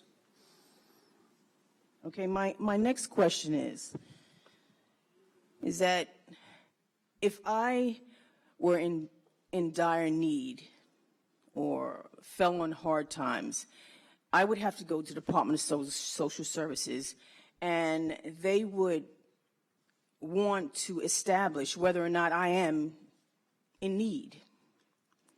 And you have to go through a process. It just seems like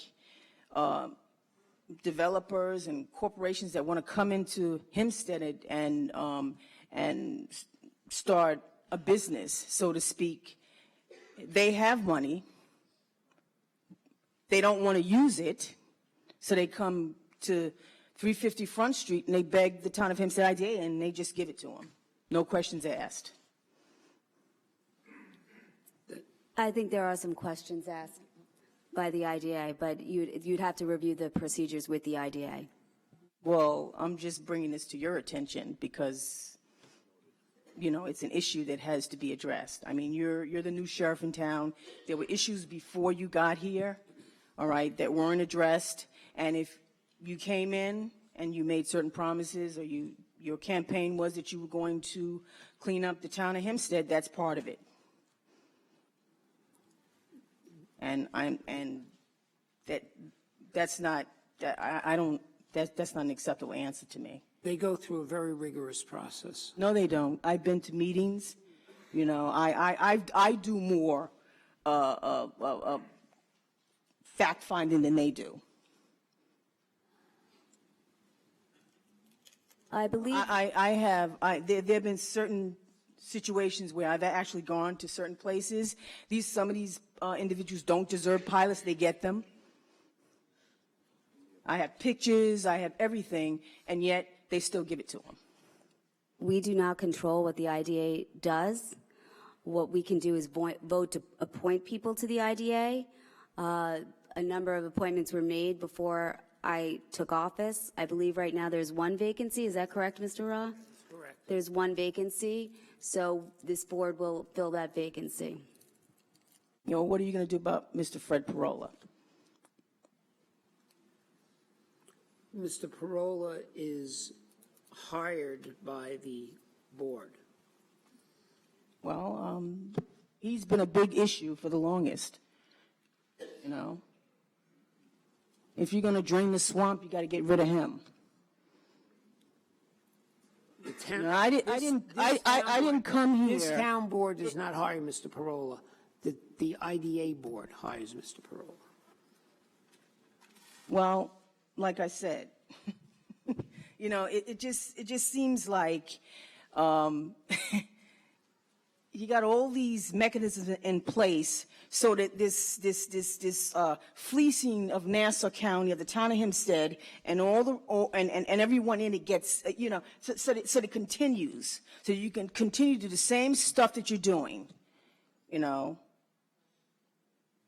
It just doesn't make any sense, and this is why everybody's frustrated and they're mad, and eventually the taxpayers are all going to leave because we can't afford it.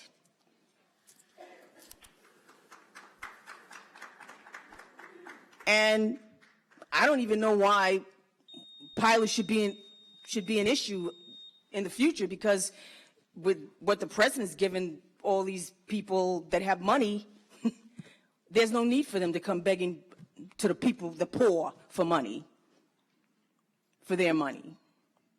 Thank you. I mean, I work hard for my money. I'm sure you do. Right? Thank And you for your I don't comments. understand why I got to just give it away to somebody. Thank you. They should do like I do. If you need money, you just work more. Thank you for your comments.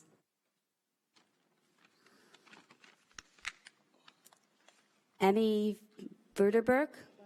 Funderburk.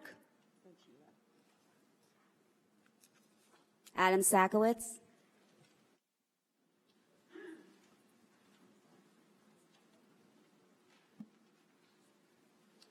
Adam Sakowitz, 1136 Sheldon Drive, and I live in Salisbury.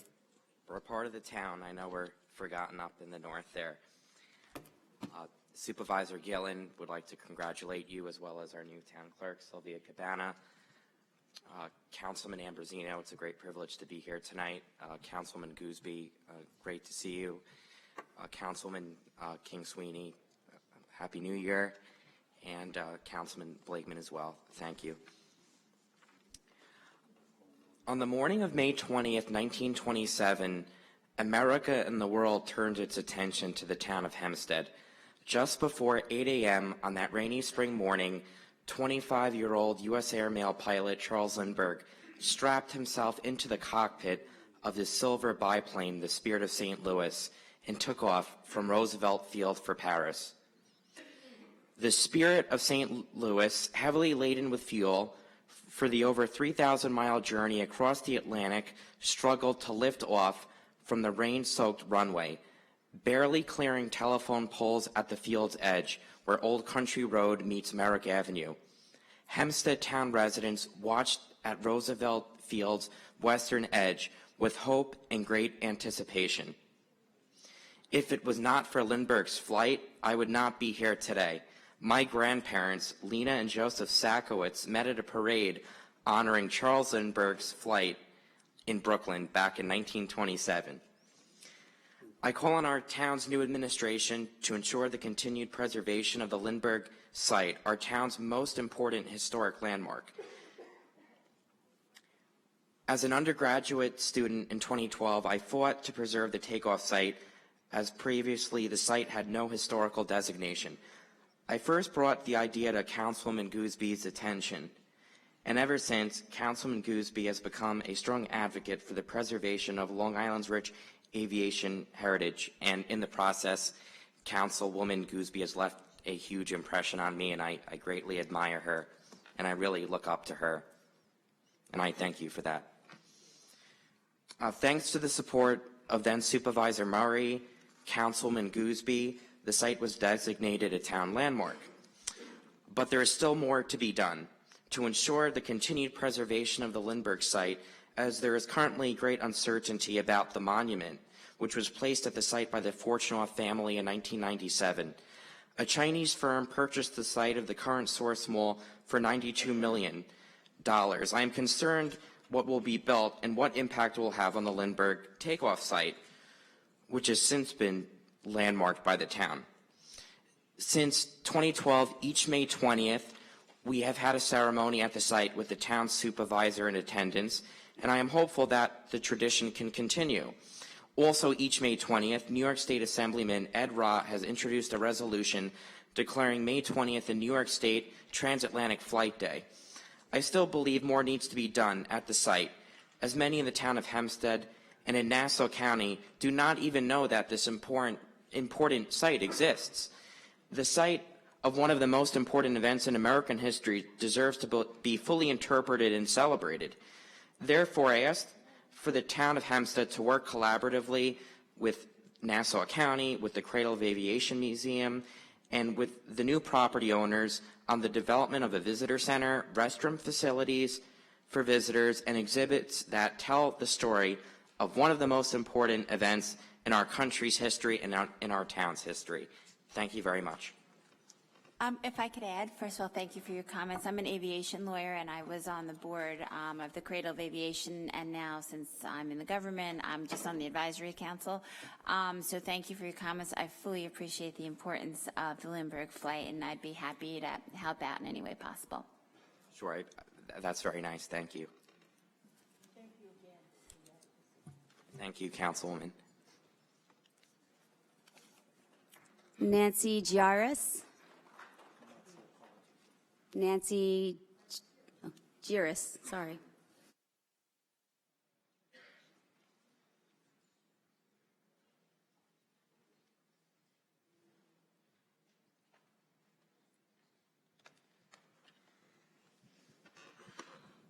Good evening. Nancy Giras, North Atlanta Avenue, North Massapequa.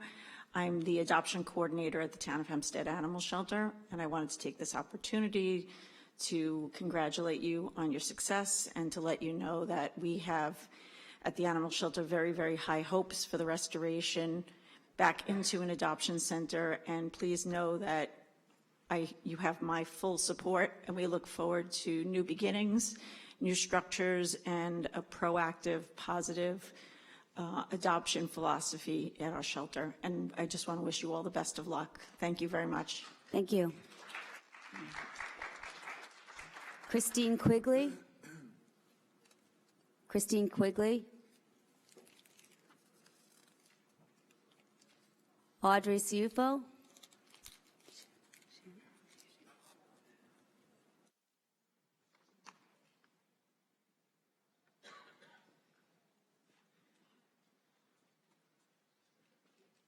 Well, I kind of said a lot of what I had to say earlier, but I would once again like to wish everybody a good new beginning to this new year, a positive beginning for the town of Hempstead to move forward on behalf of all of the constituents, to work collegially, bipartisan, and to have everything transparent. I think that's the most important. And to thank all the people who've worked so hard for our town. Mr. Sakowitz, who just spoke about making the Charles Lindbergh site a historic site for our town, and for the people who worked so hard for the animal shelter. The woman, I forgot her name, who just spoke, and Lucille Defina, Diane Madden, they've given so unselfishly. And I'm new to coming to these meetings. I'm kind of new to Long Island. I moved here 16 years ago from Brooklyn. I was an educator in Brooklyn for 34 and a half years, and I'm retired, and now I see how important it is for my voice to be heard, to come here to this meeting tonight and to a couple of other meetings. But now I'm going to be coming regularly, and I'm sure that a lot of people I know will be continuing to come regularly. We want to make our voices heard. We want things done in the open. We want to see jobs posted and that everybody have a chance at them and that the best qualified person get the job. So thank you for your service, everyone. God bless you, and Laura, welcome, and we're with you. Thank you. Can I make a suggestion too? Since you like tennis, you should try out some of the Town of Hempstead parks. We offer pickleball if you haven't tried it yet. I have. I've been playing pickleball in Seaford. Siemens Neck Park this it's summer. good. Yes, Yeah. tennis and pickleball. Yeah, pickleball's awesome. Thank you so much. Oh, you got it. I'll play against you if you like. No. Diane Madden.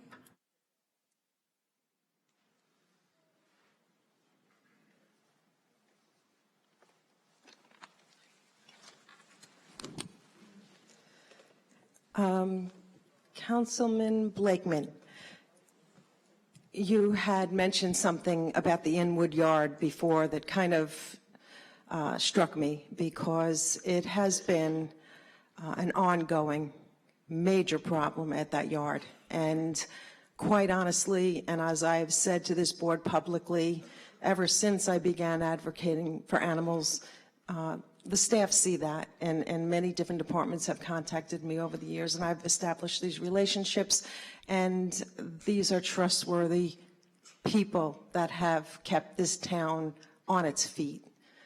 I'm not sure if you're aware, but there continues to be no heat there, but it's even worse because the heaters had been shut down last May by, of course, National Grid. And since then, the pipes have burst. They burst again with this storm. You have men over there trying to work with no heat. Ms. Madden, I just want to interrupt for a second, and you can stop the clock. We did send contractors. We became aware of the issue yesterday. We sent contractors there. They have resolved the situation on a short-term basis. We will be looking at that yard. My understanding is that yard was originally supposed to be closed. We're going to revisit that decision, and if we are keeping that yard open, the proper accommodations will be made. Well, so you know, they've treated it like it is closed, despite the fact that there are probably a dozen men working in that yard. So, yeah, and Diane, if I can stop the clock for a second.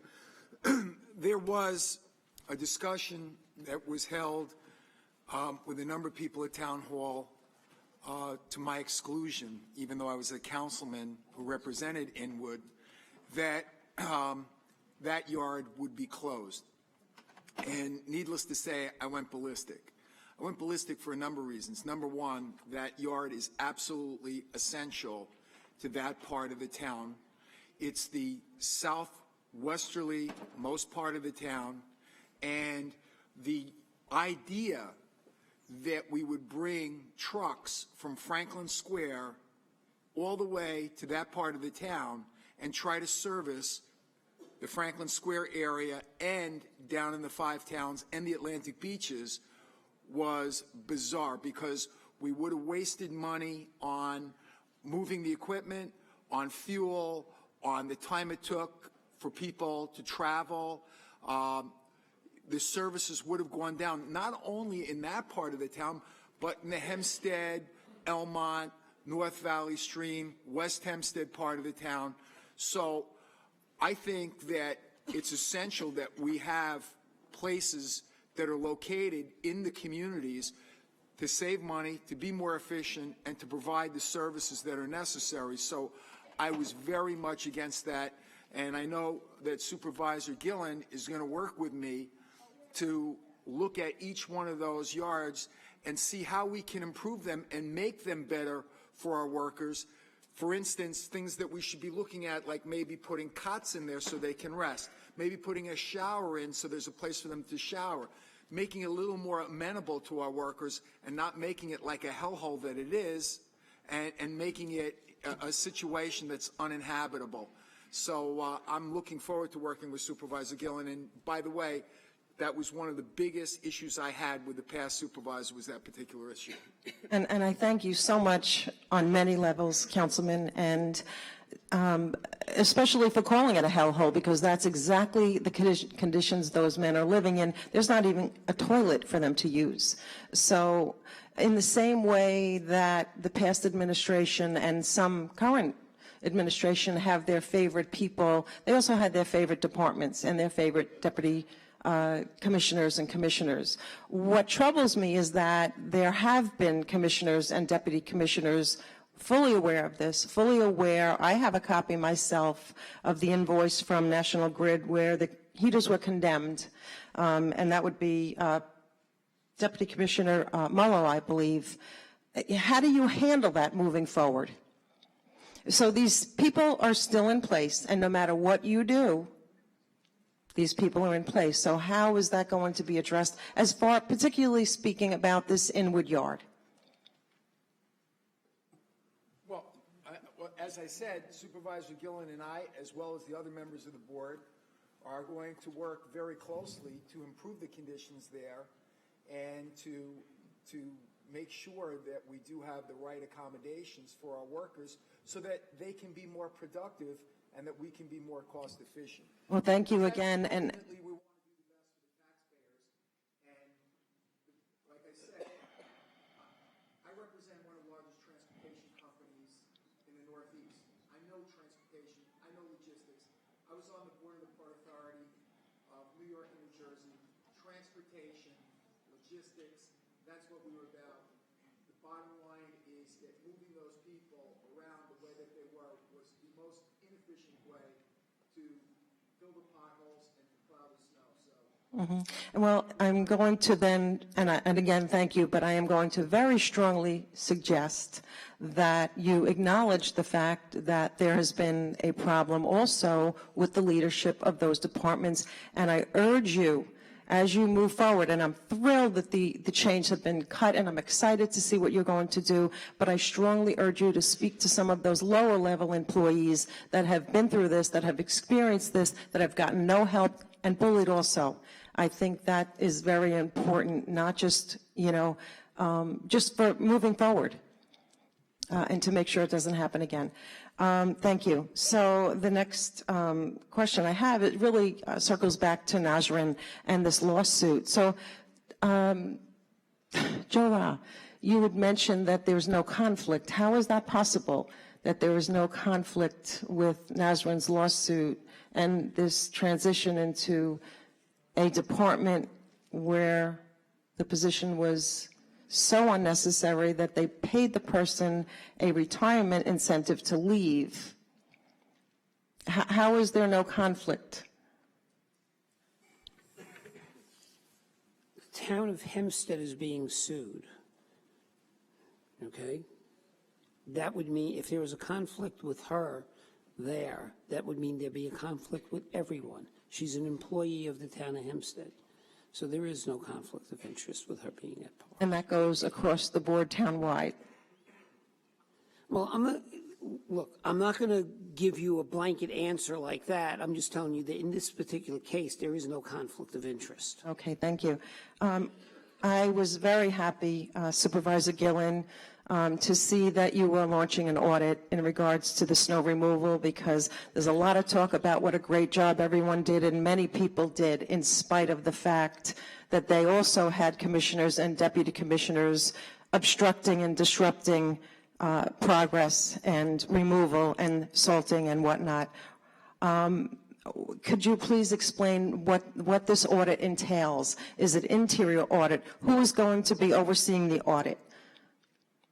We will, I'll go through it with you, or Jim will go through it with you after the public comment. But I'm making it on public record because I want the public to know. We're going to do a comprehensive audit. We're going to look at every department that was involved in the snow removal, see what worked, what didn't work, some funny glitches that happened along the way. We're investigating everything. Now, okay, so, and I appreciate that. When you say we, is it going to, who's going to be doing this audit? Is it the same people, the 192 people, or is this your staff? I'm hoping some of your appointed staff. Some of my staff will be doing the audit, my chief of staff and my DPW vertical gentleman, executive assistant. Okay, and can I ask, please, if the residents will be questioned? And they'll be doing that in conjunction with Mr. Toscano and the other commissioners in the relevant departments. So Mr. Toscano is going to be doing part of this audit? Well, we'll be meeting with him to discuss what happened during the snow removal process. Okay, so you may need an audit on the audit. Who did you say I can speak with, please, afterwards? You can speak with Jim. He's right behind you. Because let's keep in mind that it may not have reached your level, but there were superintendents of schools that were trying to reach the town that never before had they not been responded to. They were concerned about dangerous conditions at the school, where the buses were going to go in. This was hours before the school opened, and they were not getting a response. So, again, I do thank you for the audit. I think it's a great idea, and you may have to take it a step further if you're counting on the same people that have been the disruptors and the enforcers. Thank you. Rich Shuren.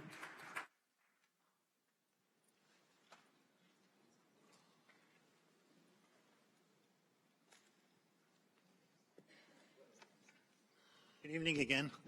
Richard Shuren in Island Park, New York. I want to bring to the board's attention two urgent issues in my community which I think should be of bipartisan concern.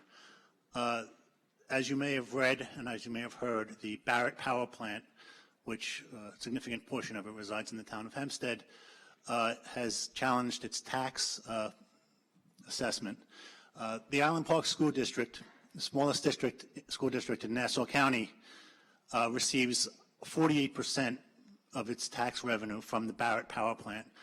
LIPA is seeking a 90% reduction in the taxes that they pay. If they're successful in their tax certiorari proceeding, the Island Park residents, it's estimated, will pay double or more in school taxes. thousands and thousands of dollars each resident will have to pay. It's a serious crisis that our community has been dealing with for a number of years. We in fact brought our own lawsuit, the school board, to challenge the merits of the assessment, arguing that LIPA doesn't have the authority to even seek reduction in their taxes. Island Park is a host community. We've put up with the polluting, dangerous, massive Barrett power plant for over 50 years. It impacts our property taxes. It reduces our property taxes. Our homes are worth a lot less because of it. And there's a social contract that goes with that. What we receive in return for taking all of that abuse is the tax revenue that we receive and that supports our schools and our community and that the town of Hempstead receives. And LIPA has chosen to ignore that and breach that social contract that they have with our community. For many years, the school district has been fighting this basically by itself. Lately, we've gotten some support from local politicians, Senator Kaminsky and some others. What I would like to do is, I think it's in the town of Hempstead. It impacts the town of Hempstead. It impacts. It's an urgent issue for the residents of Island Park. Supervisor Gillen and others, I would like to speak with you, and I would like to introduce you to our great superintendent, our school superintendent, and our school council, who's been working on this for many years, and they're seeking the support of local politicians, and I think it's something that we need your help, and it's something that you can do on a bipartisan basis, and it really affects, regardless of political affiliation, every resident in Island Park. So I'd like to talk to you about this afterwards and perhaps coordinate with you and put you together with some of the people who are already working on this. That's the first issue. Second urgent issue concerning my community, my specific community of Harbor Isle, which is a small hamlet and part of Island Park. There's a developer who's been in litigation with the town of Hempstead for many, many years, and he was successful. He was successful in challenging a prohibition on rentals that the town of Hempstead tried to impose on him. Unfortunately, the law department, in my opinion, was negligent in creating that. I forget the legal term, but it restricted rentals, and they lost throughout the courts, and it was challenged by the developer, and they consistently lost. And now the developer has the right to construct a mega rental complex in our small little hamlet of Harbor Isle. And I was dealing with Mr. Mueller previously on this issue, and many, many times he represented that there would be a communication to the residents of Harbor Isle as to what the town of Hempstead planned to do to address this issue, which is of great concern to many people in my small community, but it was never done. And it appears as if the town of Hempstead, the legal department specifically, has no plan, has no strategy. Its previous strategies have failed our community, and our community is faced with this rental development. And we'd like to know what the plan is. We deserve to know that, and I'd like to pick up where my communications with Mr. Mueller left off and actually have somebody from the town of Hempstead speak to members of my community and tell us what they plan to do about this. Thank you. Thank you. I'll look into the status. I'm not sure what the status of this litigation is, but I'll look into it and follow up with you. The status of the litigation is it's completed. The Court of Appeals denied the town's petition appeal, so it's completely over. They lost at every level, so thank you. Thank you. Okay, we have concluded our public comment session. Thank you all for being here. I spoke once and I submitted a paper early. I've been out here since 5:45. so I do want my additional 5 minutes. Meta J. Merritt, a Baldwin resident. Veterans, veterans, veterans, veterans, veterans. We need to do more. We need to do it quickly. We need to do it soon. We need to do more than parades and pancake breakfasts. We need to do more than waiting for those who sit behind there to hear from me. It was a 2-hour discussion about someone being moved from one position to another position based upon her institutional knowledge and connection to the town. There have been discussions here, there have been presentations here in these last 3 hours from individuals who work very hard and don't make half of what some of the people who've just been assigned or appointed make. I don't know how much longer residents who are leaving in droves in this township and this county are going to have to bear before changes or before their voices are going to be heard.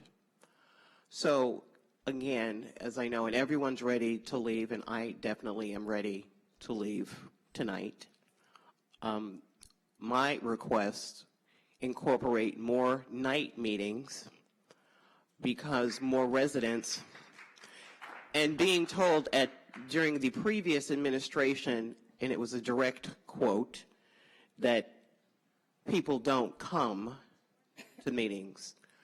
Well, that has been proven to be false, but more residents need to hear.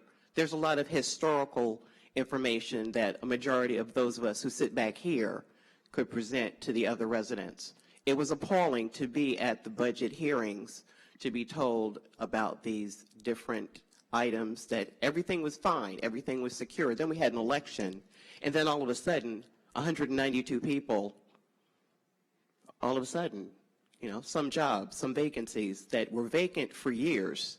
So clearly it wasn't a vital position, but then all of a sudden it became vital because somebody's friend, relative, colleague, neighbor, cousin, new offspring needed to have that position.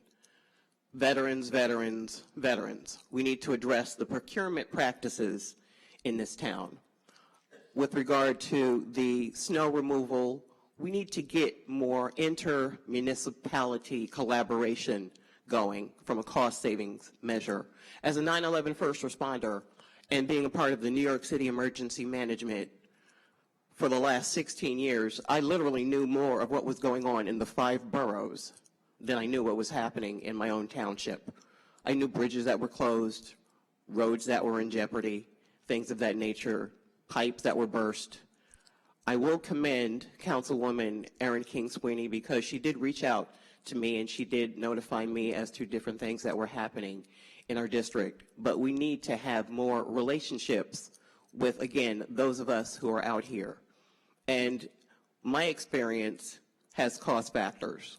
And again, not to have some of these jobs that were posted and to hear that there is a migration from town communications to the receiver of taxes, that's laughable. What are the qualifications from communications to removed to receiver of taxes? Where is that? I don't understand that. There was a mobile van that was parked in the cemetery for years. It was only rolled out during elections and on those rare occasions, and it would be parked at train stations. Something like that could be revamped and reused effectively to address our veterans, our seniors, as well as those with disabilities who can't get to these meetings and get to these occasions. We have to think outside the box. We're reading in Newsday about all these different appointments and all these different opportunities, and we're not seeing people who look like me, who are sitting here, who are coming here, who are telling you that we need to have representation, we need to have authentic individuals representing our interests. Enough is enough. Lastly, anti-bullying, sexual harassment, intimidation has got to stop, period. I will speak to that. It has to stop. Lastly, Baldwin downtown redevelopment. Can we get something? in Baldwin downtown redevelopment. We can. I appreciate it. Now we have the will to do it. Thank you. And Ms. Meriday, with respect to some of your ideas for improving our services to veterans, I know the town board, we're always very welcome to new ideas, and hopefully we can make some good things happen for our veterans. I'm as perplexed about the communications department transfers as you are. If I could add to Ms. Meriday, after Laura became supervisor, that was one of the first topics we discussed, the importance of reaching out to veterans, and I continue to value all your input. And sorry I couldn't get together tonight before the town board meeting, but we'll follow up. And we have a veteran right here, Councilman Dunn. All right. Oh. Want a little more light shed on this communications tax receiving thing here. Bill McCabe, Floral Park. I don't know, I would imagine it would be Mr. Salmon that would probably be answering this question. But Michael Deary's salary is $205,000 a year. And the confidential secretary position for him that was or was not created, but it was claimed that it was a vacant position, was budgeted for $91,580. What's going to happen when Mr. Deary gets his salary this year at $205,000, but it's only budgeted for $91,580?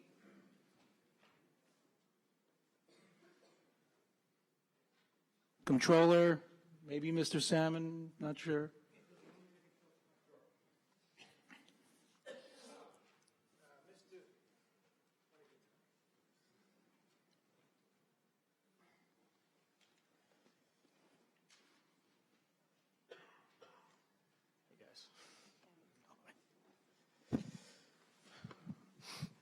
Mr. Deary, in the 2018 budget, was budgeted in the communications department, which is in the general fund. He has moved over to the receiver of taxes, which is also in the general fund. So in being in the general fund, there is no need for any kind of a monetary transfer, albeit that it's all in the same fund. Okay, yeah, because it's the same department that's now asking for overtime for the employees that were there on Saturdays collecting tax remissions from people to, for this new tax plan this fiscal year. And it's asking for overtime. It's just, I don't know, it's strange. We hired a guy, moved a guy, and then that department's asking for overtime for employees that were there. It's just... Well, it's asking for overtime to accommodate the extra hours that the receiver of taxes employed so as to avail itself of collecting taxes in the calendar year as authorized by the governor. Okay, and additionally, what about the people that were given incentives to leave their retirements incentives that were discussed earlier? Often those incentives are given so that that position is, because that position is no longer necessary and that person moves on. But in this case, we were actually giving people incentives to leave and hiring people. I'm talking about the Parks Department right now, giving people incentives to leave, vacating a position, and then putting somebody in there that was making the same salary or more with the same benefits and will have the same pension or perhaps more. That seems oxymoronic. There was a couple of early incentives, and we do the analysis on the incentive. And essentially what it is you incur a cost to have a high-priced employee to leave the employee of the town of Hempstead. Prospectively, you either fill that position with a lower paid employee or you don't fill it at all. But the real savings is the pension contribution that you now avoid for that employee who has come off the payroll, which is a significant number. It has proven to be cost effective, and I would be glad to go over any incentive you would like and prove to you that it is a cost-effective measure. Okay, were the transfers now in the Parks Department, the incentivized vacancy of a seat, was that person making more money than the person who was appointed to fill the seat? upon its vacancy? You'd have to be specific as to what the position. There was a deputy, there was a deputy commissioner, if I'm not mistaken, that was given the incentive. The seat was vacated. When you and say that the position was incentive, given- can I that position was given interrupt to because I'm a little Nazir Ahmed. confused. When you say incentive, there I was, said it, I'm using your words. no, these were these are incentives that go back to last year. Those recent moves we're speaking of, there was no incentive associated with that. There was no incentive this past December, November or December, when this position was vacated specifically in the parks, as discussed before? There was no incentive for an early retirement in this most recent move, correct? So if somebody left, if somebody retired in, let's call it the last quarter of 2017, there was no incentive attached to that.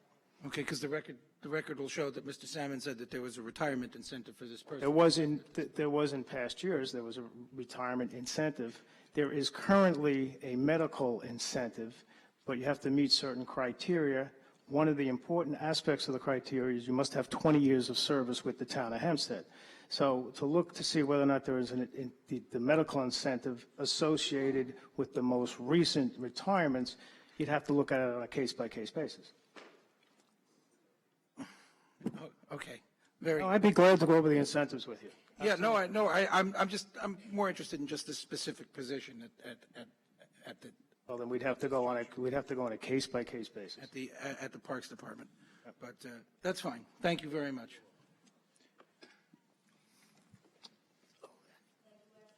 Thank you, everyone, for being here this evening. Get home safely and have a good night.